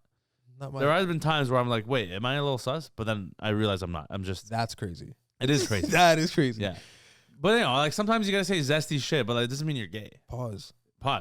You know? No homo. Yo, this is the problem is that we can't laugh about this shit no more. When is the last time I laugh about it all the time. I laugh about it all the time. But like, when's the last time you went to the theaters and watched a good comedy movie? It's been a minute. And because everybody's scared to say the wrong thing. Yeah, exactly. But I think it's gonna it's swinging. I think it's swinging. So the pendulum is swinging in because of this whole movement of like the trans community and fucking queer and all the pronouns and non-binary, and now they're adding more letters to LGBTQ plus 2IA, two-spirit. The fuck's two-spirit? Hey man, you're not two-spirit. You're delusional. Hey man, I don't ask no questions. You do what you got to do over there. I'm gonna stay over here. Yeah. I'm a heterosexual black man, That's and it. I'm just like, You got your own problems. I have to my deal own with, bro. problems, bro. I still gotta worry about if Yeah. I gotta sit in the car and take my fitted off still. Like I That's got my own crazy. problems. Like I have my And they're like, yo, I'm fucking they them, bro. fuck. Cool. I cut my dick off for this. Not my problem. Not my nope. Not. Hell this. no. To the no. Hell to the no. Yeah, I don't really care. Yeah, It's not that I don't care. It's just like, you know, everybody's got their own fight. There's so many other things in the world going on, and it's like, I just can't. I can't be bothered. I know. I can't. There's too many other. I got a whole bunch of shit to worry about already. I agree. Niggas are really running me over for being black. Like I can't. It's help crazy. you, bro. It's crazy. I can't help you. Yeah. I mean, yeah. But I was saying how actually because I had a joke about this. I don't know if it was that good or I don't know or if it made sense, but maybe you can tell me what you think. So I'm not gonna do it anymore. But I was saying how as a straight man, as a straight guy, it's like this is how you know you're gay. Is if you're with your this is how you know you're gay. If you're with your boys and you're all straight and you don't say gay shit to each other. That's how you know you're gay. That's you know. If you don't say gay stuff. You have to put You gotta be a little, that's why I said you have to say a couple of zesty things when you see especially when you first see your boys in person. I don't know about you. We're gonna pause that. But pause. But like it's assumed it's paused. No, you don't assume pause. You have to pause it. You have to pause it. You have to pause it. You're telling me you've never seen your boy like, yo, what's up, man? Yo, you're looking kind of sweet, bro. Like saying shit like that. Like you never said that. No homo. Bro, come on, man. No homo. You're telling me I've been saying, bro, like. So wait, you're saying I'm zesty. Low key, you might be eating on the other side of the plate still. No, because I think, I think if the reasoning behind it is because if you're not comfortable saying that shit to your straight guy friends, that's how you know you're gay. I'm super comfortable with it because I know my sexuality. There's a lot of niggas that gonna have a problem with what you just said. You might get canceled by the straight men. The gay community is like, yes! The straight man's like, this nigga's out of pocket. Say it louder for the gays in the back. We are done with Neema. The straight men are gonna cancel you now. Because I don't know, maybe I thought it was normal this whole time. No, but it's true. There's a lot of gay shit that goes on in like men's basketball locker rooms. That's what I'm saying, right? Absolutely hazing. Because I've been in too. I've played ball my whole life too, so I know how it is. That's what I'm trying to say. They tried that shit on me. I was like, what, the hazing? Yeah. Like, what did they try to do? Flying. What did they try to do? One of the guys on my team was super gay. Like, he would do some gay shit. And he would try to like, and I'm like, bro, we're not even gonna go there because we will fight. We're not doing that. I will whoop your ass. Yeah, we're not doing that. Yeah, we're not doing any of that. Like you try to whip out. So then they went and they hazed all the other rookies and they left me out of it. That's crazy work. The good thing about me is I have a screw face because I'm from Toronto. What do you mean a screw face? I just look like I'm not pleasant to talk to. Oh yeah, that's true. You have a resting bitch face. Yeah, exactly. Yeah. I have an RBF. You do. So people don't bother me. Yeah. But people bother bars all the time. Yeah, he's 6'6" and he's a smiley ass nigga. They don't care that he's 6'6", 270. I know, they still fuck with him. Yeah, he's like, hey. You know, but me, that like nobody bothers me. Yeah, I know. Yeah, you're a demon. I'm not a demon. I'm a good you. No, I'm saying I just look like a demon. Yeah, you look like a demon. Yeah, nobody bothers me. But they tried that shit. I'm like, that shit's not flying with me. Yeah. It's like, try it. I dare you to try. Do not do that. Yeah. That's so funny. Yeah, because I've always done that, I think. Like when I was with my boys or like just in general. I don't know. I don't see anything wrong with it. I don't know. Maybe I don't see anything wrong with it. If that's what you guys do, that's cool. But no, not hazing. Not that hazing. stuff. No. That's bad. That's actually gay. It's not even gay. It's like it's actually kind of dangerous. Kind of rapey. You didn't hear? It's rapey as hell. Rapey. You didn't hear about them kids from St. Mike that was like fucking sodomizing a nigga. That's fucked up. That's fucked up. Yeah, that's not what I'm talking about. I would never do that. If niggas did that to my son, I'm showing up to school and I'm the school shooter now. I'm white today, folks.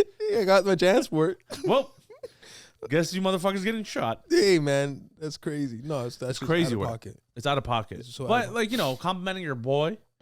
You know, Yeah, be I like, mean- yo, man, like, yo, you looking fit, bro. Like, what are you saying? It's kind of like pause though. Black people got their own ways to do Black that. people is different. We got our own ways. It's different. No, black people, they don't do that. At all. That We're just like, I'm trying to get like you, dog. Like that's right. That's the most they'll go. That's it. That's the most. Even Very, then, it's like, yo, what are you very- saying right now? Like, yo, you're moving sus, bro. Very, very Yeah, homophobic. very homophobic. Very yeah, homophobic. yeah. Especially Jamaicans. Oh, buddy. Those. Batima. Hey. Did you see this trend on TikTok? It's like when you act even a remotely sus around a Jamaican guy, and then you just hear Bati fish. it's like a voice of God. Batiman. Batiman. That's like when you're eating the banana, you gotta. yeah. You know, you're like, nobody's looking. yeah. That shit Yeah. kills me. And then if you take a real bite, it's like fish. Yeah. That's the thing. Like, I mean, like, Vaya fidat. Bati man. Batiman fish. I think like I grew up in that era where like bullying was still big. Oh yeah. I grew. I was heavy Yeah. into it. Yeah, so I'm like, you know, I know it's bad and like, but like at the same time, it's like, well, like if you're bullied into, you know what I'm saying? culture, Like, bro. It's culture, bro. Like, I mean, Yo, deal with it, bro. you know, so, What are you gonna do? we avoid some of the social deviance. Yeah. Well, that's the thing. I think you needed to get bullied to be normal today. Yeah, but nobody now everybody's like, what the fuck is normal? I have no idea. I don't know, bro. You know what the problem is kids these days. I sound like a boomer, but you know what I mean. Like these kids. That's these how you know we're days. getting old, huh? Huh? I know. Fuck. I'm not even 30, bro. Not yet. Yeah, a Next month from now. Next month. Yeah, 30 on 30th. Champagne birthday. Champagne. Yeah, Champagne for the pain. it's crazy. That means Drake's gonna come to my birthday party. You probably will. Champagne birthday. Champagne pappy. Pause. What? Why you calling a grown man poppy, Bro, dog? chill. Why you calling a grown man poppy, dog? It's That an shit's Instagram crazy. name, bro. That shit's crazy, Nah, B. son. That shit's crazy. That shit not gonna fly. Not today, home. Not today, bro. So I'm just saying how gay that is. it's so good. Calling another nigga poppy is crazy. You know what's crazy? I call people Poppy all the time in my DMs. No, that's crazy. This crazy work. I'm thinking Is about what it is. the Cubano. The Cubanos. I say Poppy like someone like says like yo that video's hilarious, bro. Like fucking sick. Or I'm like, oh thanks, Poppy. Like I just That's say it all the crazy. time. Crazy work. So I just might as well put a rainbow flag in my bio. You might as well. Yeah. Pause. Pause. So I saw this video. Well, I've been seeing videos in the past couple of years, just on TikTok in general. Every fucking Gen Alpha, Gen Z, it's all the smallest things happen to them, and they call it trauma. Oh, Or like, oh, I'm this. I have ADHD. I have this problem. I'm like, bro, you stubbed your toe. What do you mean you have ADHD? What do you mean you're traumatized? it's so true. You lost your keys. Yeah. You're not It's, traumatized. You're just an idiot. This is why you have to bring bullying back. That's That's exactly real why. trauma. That's Bullying is real trauma. I've been through that so many times. Or like your Bro, I parents almost beating got- the shit out of you. That's trauma. Yeah, bro. I almost got like killed. And when I was in grade 6, sorry, end of grade 6. What the fuck happened to you? I almost got jumped by grade 7, like 8 guys. I got jumped when I was in the 9th grade. Yeah, you told me actually. 5 guys. That's crazy. What happened? Timberlands and everything. Oh, that's dangerous. Crazy. What happened? I had an argument with a guy over basketball, and he caught me a course. couple weeks later by myself. So I Ah. was chilling with some girl. That's why girls are Slipping. trouble. Slipping. Caught me slipping. That was my biggest fucking, what do you call it? Kryptonite. Of Women. course. Well, most people, yeah. Most people. guys. Caught me slipping. Yeah. 5 of them. Tims. Everything. Dangerous. I don't think Beat the that's- shit out of you. They beat the shit out of me. Actually, they would, for 5 guys, they didn't do that much. All I had was a cocoa. That's it? That was it. Bro. But that's trauma, isn't it? It is trauma. That's But I don't obviously even traumatic. think about that as like, Bro, I got fucked up back in the day. It's soft. it's whatever, bro. It's whatever, bro. It's whatever. You know, That's the whatever. foundation of who It's I am tough. today, bro. It's a tough system. It's so tough, bro. You gotta Maybe that's like my, what do you call it? My mechanism. It's your trauma response. My trauma response. That's the word. Psychology. Tough system. Yeah. That's it. Oh, What are you that gonna happened to you? Tough What system. are you gonna do? I Yeah, think he tried to kill me with his truck. It's like, whatever. Tough that's system. bro. fucking nuts. Whatever. I haven't had anything bad like that happen to me, but oh man, I have some weird shit that happened to me though. Well, first of all, in end of grade 6, it was the last day. This guy, I'm not gonna name his name. He's actually an MMA fighter now, so I'm definitely would not fuck with him now. But at the time, this guy threatened me on Facebook to stab me. On Facebook is crazy. On Facebook to stab me a couple times, and then my brother saw it, and then he like reamed him out, and he's like 6 years older at the time. Of course. 5. Big brother to the rescue. Big brother, yeah, and he, like obviously a grade 7 is not gonna fight with a grade 12 guy. So he like reamed him out, like threatened him back, and then he shut the fuck up. But then I think it was like a couple weeks after, end of grade 6, end of school. I was so lucky I had my boy Zach with me. He was the tallest guy out of anybody, 6'4", like 250 pounds, like big guy. And he was bigger than any of the other guys too that were trying to jump me. It was me, him, and our other white guy. His name's Wade. White his name. We were going to his parents' house. First name of Wade is crazy. Wade was a G, bro. We were walking to his house to go to like have a pool party. It was the last day of school, summer, right? It was down the street. Luckily, we're leaving the school, and it was me, Zach, and Wade, and we're walking, and then all of a sudden I hear from behind, "Yo, Neema!" I look back, 8 guys in the grade above us, pretty much chasing after That's me. crazy. They're coming after me like taunting, like, "Yo, I'm gonna fuck you up, bro!" And they're all bullies. They were the bullies of the whole school. All the bullies, like Avengers of bullies. That's crazy. Yeah, it came together. And they're like, "Yo, we're gonna fuck you up." Yo, you shouldn't have been here. And I was like, "Oh fuck!" I was terrified. I was a little bitch when I was younger. I'm still a little bitch, but at the time, even more. I'm not gonna fight anyone, right? But then Zach, this guy was a tough guy. He wouldn't let anybody fuck with you. Like, especially if you're his boy, he's like, "Don't worry, I got you." He's one of those guys. He'll fucking go to war. And I was like so thankful that he was there, because if he wasn't, 100% I would have got stabbed. I would have got fucked up. Like, maybe he died. I don't know. But yeah, these guys come, and then Zach turns around. He's like, "Yo, what the fuck you guys want?" Like, going nuts on these guys. 8 guys, Kind of a friend like that. Bro, you need that. But he like, it was crazy because it showed how much of a little bitch some of the other guys were when he started to like fight back in a way, like verbally.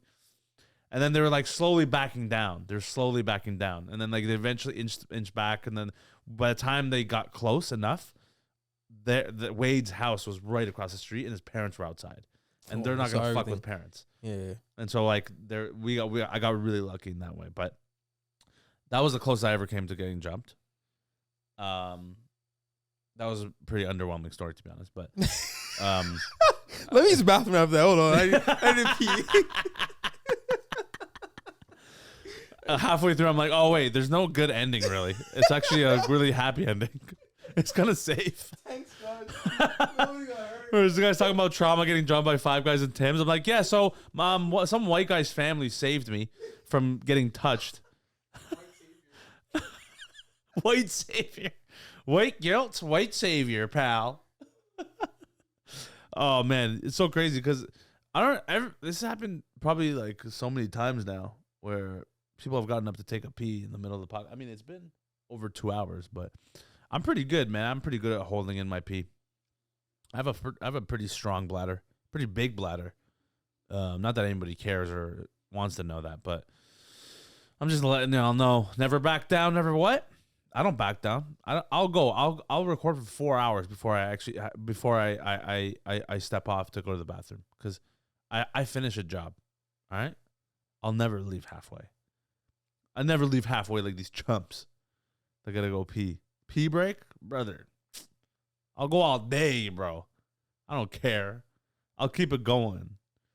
But it's been nice. Actually, my up until yesterday, actually, it's been a week since I ran a half marathon, and my feet were fucked all week. Like, to the point where you step on the ground and it's excruciating pain. But luckily, I'm all healed now pretty much, so I'm going to start getting back into exercise. I gained like 7 pounds probably this week just from not exercising, because I was trying to recover from this half marathon and eating obviously more than I should. But you know what? Sometimes you got to go through these waves, these ebbs and flows of your diet and your health. As long as you keep it consistent and you're not going off the rails, I think it's like so much more sustainable this way. But anyway, currently recovering, and I'm gonna start getting back into it now. I think I'm gonna keep running, but it's a fucking process, man. It's a process. Welcome back, man. How? Yeah. Coffee. Brother, I was just saying like how like I'll never stop to go pee. Really? I'll blaze through. I'm an animal, bro. I'll go 4 hours without peeing.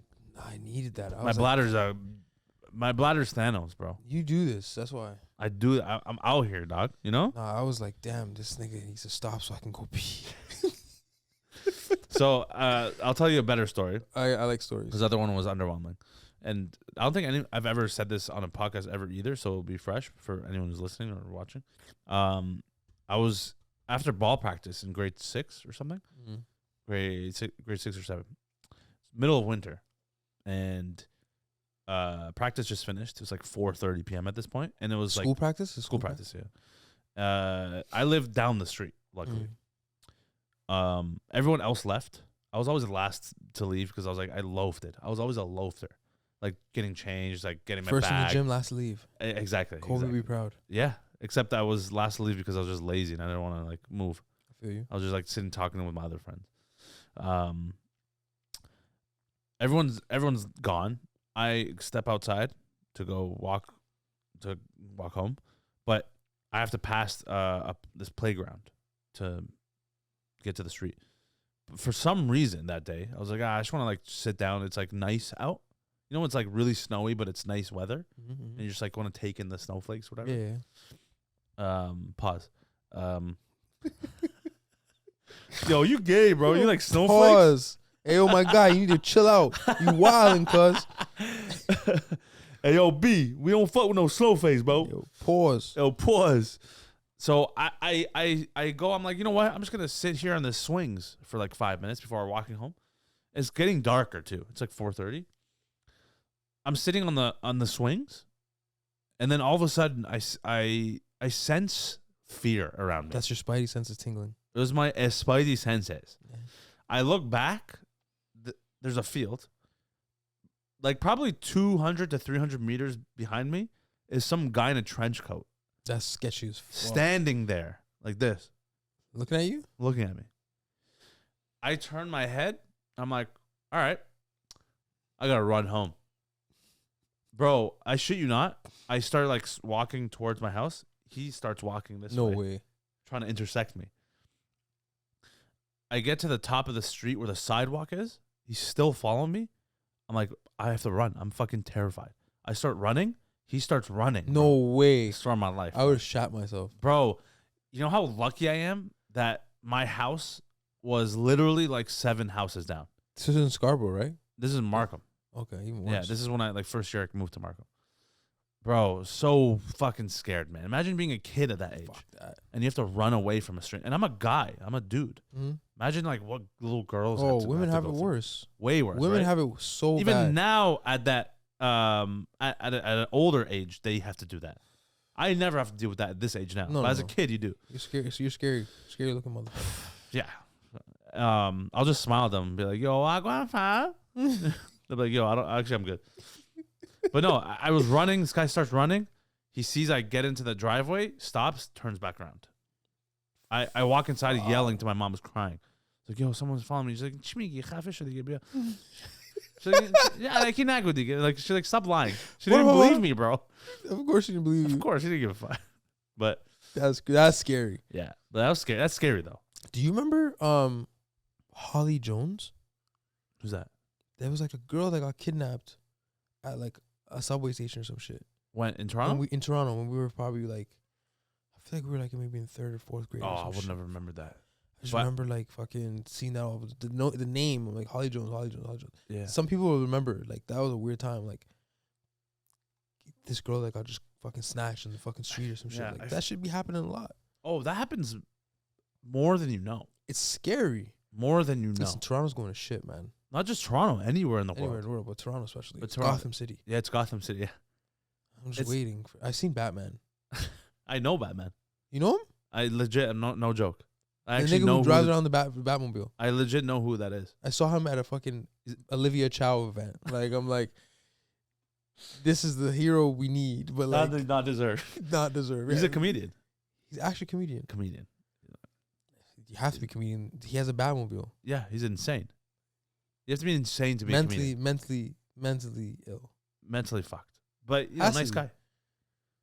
Mental illness for sure. But he's a Batman. He dresses up as Batman. He's actually the Batman. Toronto Batman. Yeah. Legit. Do you know him? I know him. I personally know him. I've done shows. He's with not a him. billionaire. Absolutely not. What? I've done plenty of shows with him where he eats shit because he's that not great. But he's So a nice guy. When he shows up to events, is he getting bread for that? No, absolutely not. He's losing bread. He's just doing this for fun. Oh yeah, because he's delusional. So He's yeah, he's he a actually Toronto is Batman. mentally ill. He's Toronto Batman. He's dead ass mental illness. Probably. I mean, how could you not? Dressing up as Batman, and the Every get up day. is actually And he rides rickshaws as Batman to pick up people. That's how he gets money. what's rickshaws? Like the rickshaws, like you ride a bike and then people can sit in the back. He does that for a living. Yeah. So what about the Batmobile? That's a side project. I don't know if you're joking. I swear on my life, bro. He works in the Blue Jay Stadium as well, selling beer. It's a real thing. I know who you're talking about. That's crazy. I know.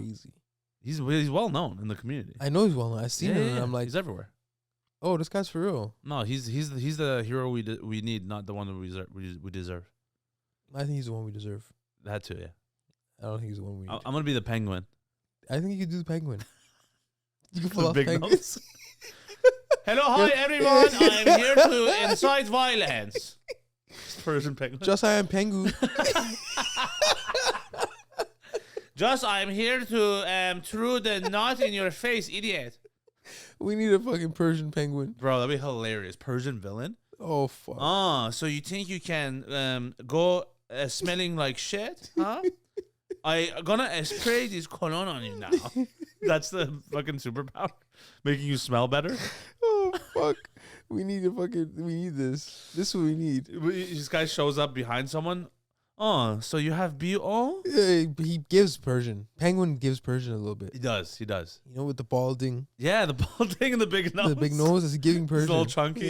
Yeah, I've He looks seen like many, an uncle, bro. He many looks like Uber an Abu. drivers who resemble that. 100%. Yeah, yeah. Bro, I have fucking uncles that look like that. Oh, so you're studying? Where is your girlfriend? What should be priority? Nose job or hair transplant? If you're in that situation, Hair transplant. hair transplant, right? Nose is like essential. I'm blessed. I'm blessed too. I am. My nose is Yeah, you have a good one blessed. too. Perfect. We have good Persian noses. very good Persian. People would I have die black, to have our black Persian. and Persian. That's crazy. I have 2 bullets I gotta dodge. Crazy. And I made out unscathed. That's why you've been so lucky with women. Yeah, because I don't have either nose. That cheeses me. It's a tough system. You're taking all the women from. Trauma. This is a trauma response. I blame you for not getting women. Don't blame me, man. I ain't doing nothing. A lot of women are like this is a fuck. I have something me and Andre talk about this all the time. Something I like to call HMP, What's that? handsome nigga problems, where like I know nothing about that. women make it quite obvious that they're interested. They find ways to wiggle in and work with us, and we have to just take advantage. Wait, what? Mhm. Hold on. Rewind a second. They try to wiggle in and like. What do you mean insert wiggle themselves- in? Wiggle in where? Not wiggle inside me. I'm just saying like wiggle in like to like our lives and try to work with us and shit. Pause. He's like, not wiggle in like a caterpillar. Yeah. Not inside my body like a HMP. microorganism. But I gotta say a lot. I gotta give a lot of no's. I gotta turn a lot of women down. That's crazy, bro. I've never said no to a woman in my life. Have to. Fuck. It just diminishes my value if I'm just saying yes to everybody. Value? Stock. I'm not gonna say fucking no. How many have you rejected more women than you said yes to?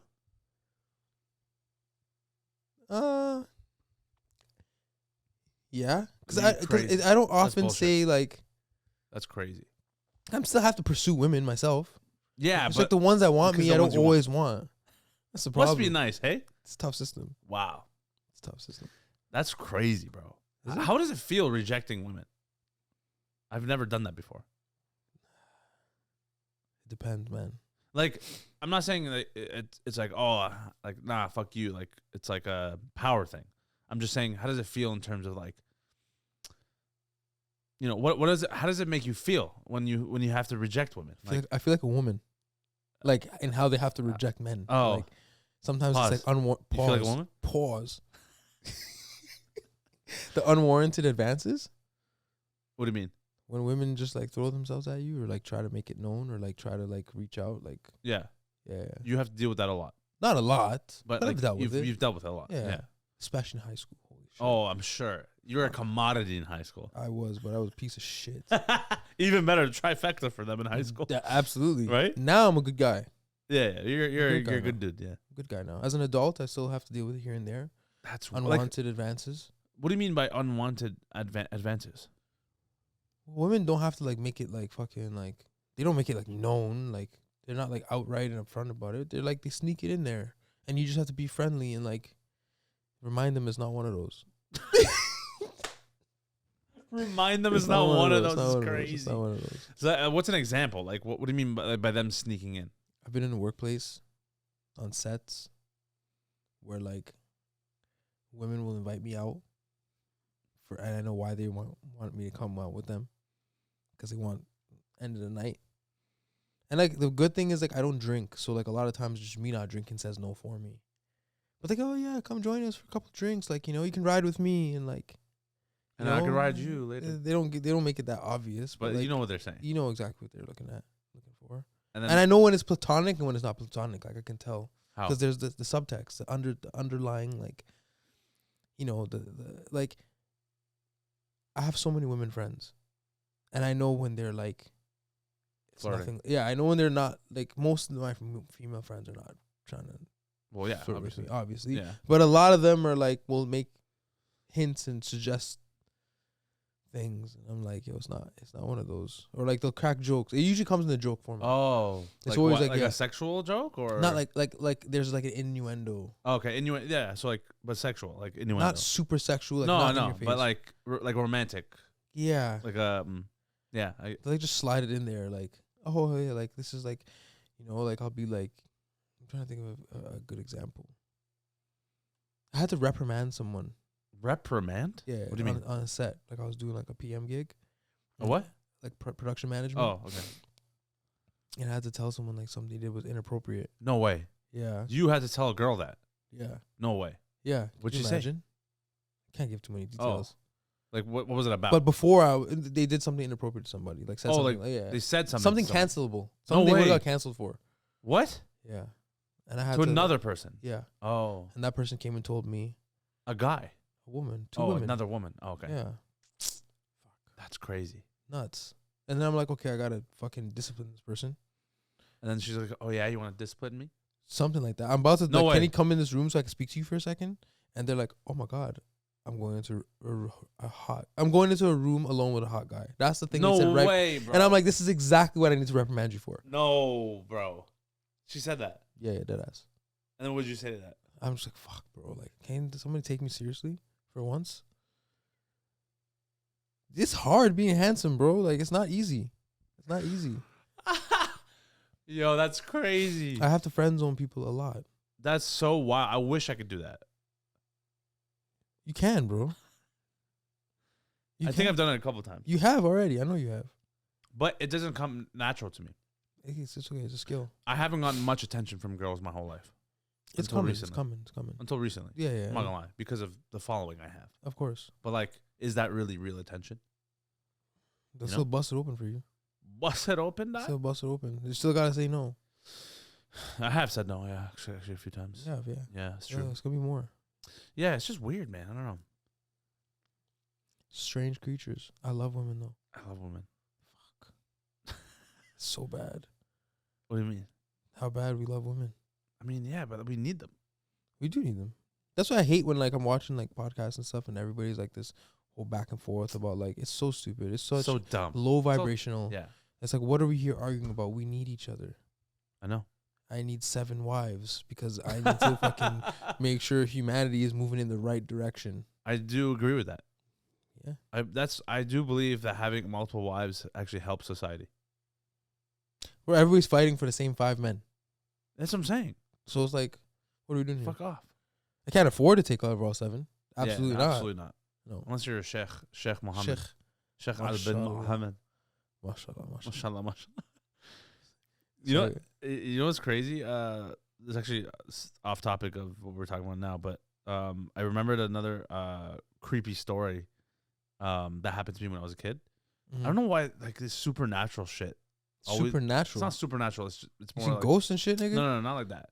I don't know what the word is, but just creepy stuff. What happened to me as a kid? And like a nigga in a trench coat following you, shit. So, this was in Scarborough before we moved to Markham. This is the craziest, probably one of the craziest things I've ever witnessed in my life or experienced in my life. So, in the news at this moment in time when I was a kid in Scarborough,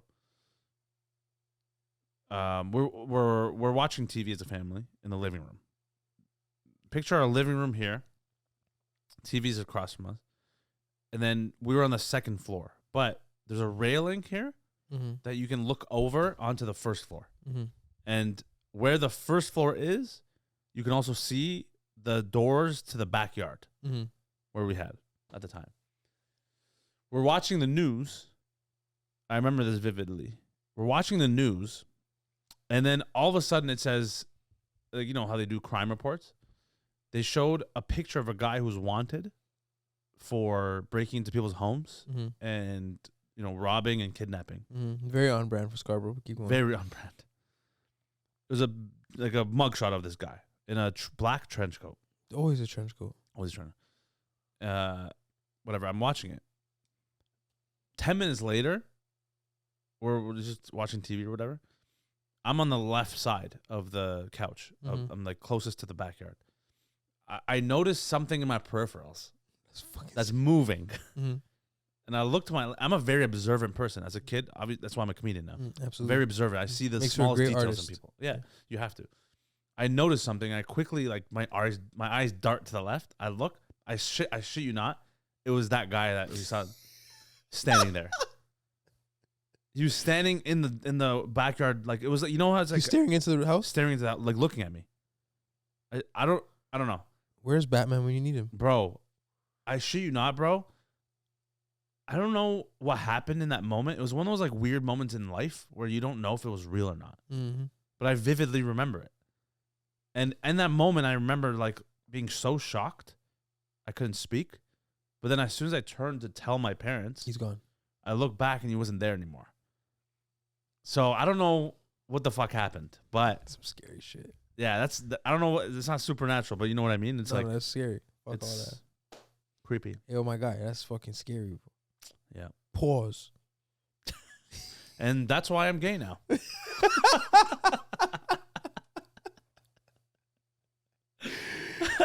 That shit's scary. I know. Where's Batman where you need him? I know, right? No, it's bad. Yeah. It's getting worse, gradually worse. What, the city? Yeah, oh yeah. Crime, in particular. Why do you think that is? Because you can't leave your car anywhere; it'll be gone. You keep getting robbed. I don't know what's going on. I got robbed once. Okay, maybe I fabricated. But everybody else, I've heard about it way more though. Yeah, people getting robbed. Getting weird.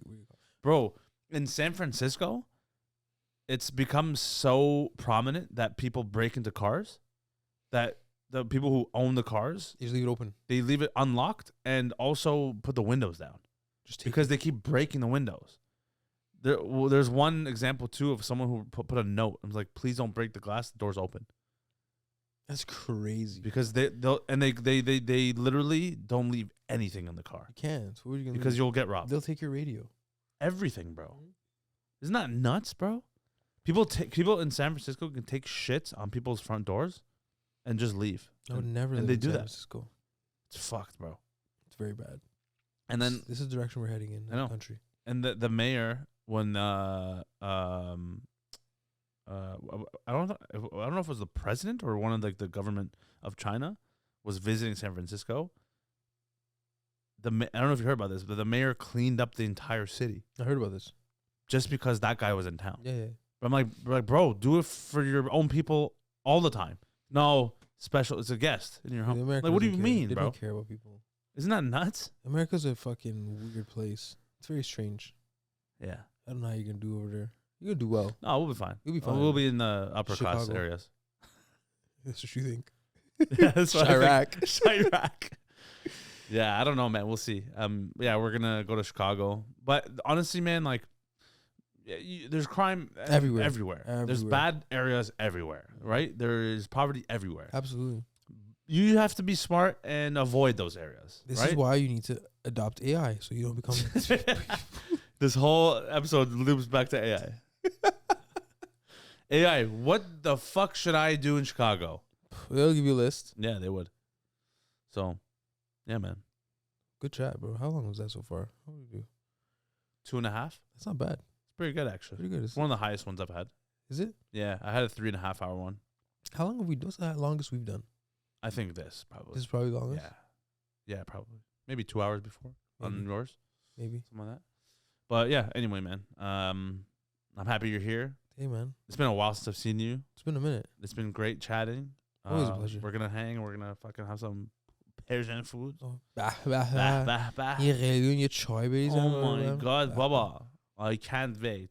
Yeah, if you have anything to plug, go ahead right now. Hell yeah. I mean, shit. We plugged a lot of shit today. But you guys know where to find me. Always a Flex. That's on TikTok and Instagram. If you guys still use Twitter, I just use it for the news. But I'm Alex EHK on Twitter. Cycles is coming to a film festival near you and a theater near you if you're in Toronto. Along with Coach and While Black, which is available on Woku and Amazon Prime if you are in the U.S. And The Gifted Gab, baby. We're still here. We're still kicking. We're still alive. Neema's a Gifted Gab alumni. One of our first episodes ever. And you know what it is. And if you guys don't know anything about Black Iranians, Collective for Black Iranians, that's what we're here for. Educate yourselves. The next person I hear say that people in Iran that are black because of the sun, which isn't like exactly false. Like, I mean, that's why Africans are black. But like, the next person that I hear say that, ye kotak mizanam to saratige biadab, which translates to, I'm gonna give you a nice backhand to your head. Actually, kotak equals defaz. Defaz. Toronto man slang. You know what I'm saying? Defaz, kotak. Yeah. Same Defers. Thing. Gotta love culture. Gotta love culture. You know what I'm saying? Yeah. We're here though. Thanks, Estupid man. News Network. Very Estupid. Thank you very much. Very much thank you. Very much. Okay. Okie dokie. Okie dokie. Salam برسون. Okay. مرسی. Thank you very much. Okay. قربونت. قربون برم. Okay. نوکرتم. Okay. مرسی. باشه. Okay. سلام برسون. مرسی. خیلی ممنون. Say hello to your family. Thank you. Very much thank you. Say hello to your mom and dad. Okay. Okay, thank you. مرسی. Okay. We will talk. رفتم. Okay. Next time. Next time, thank you. Okay. کار دیگه نداری؟ All right, that's it, bro.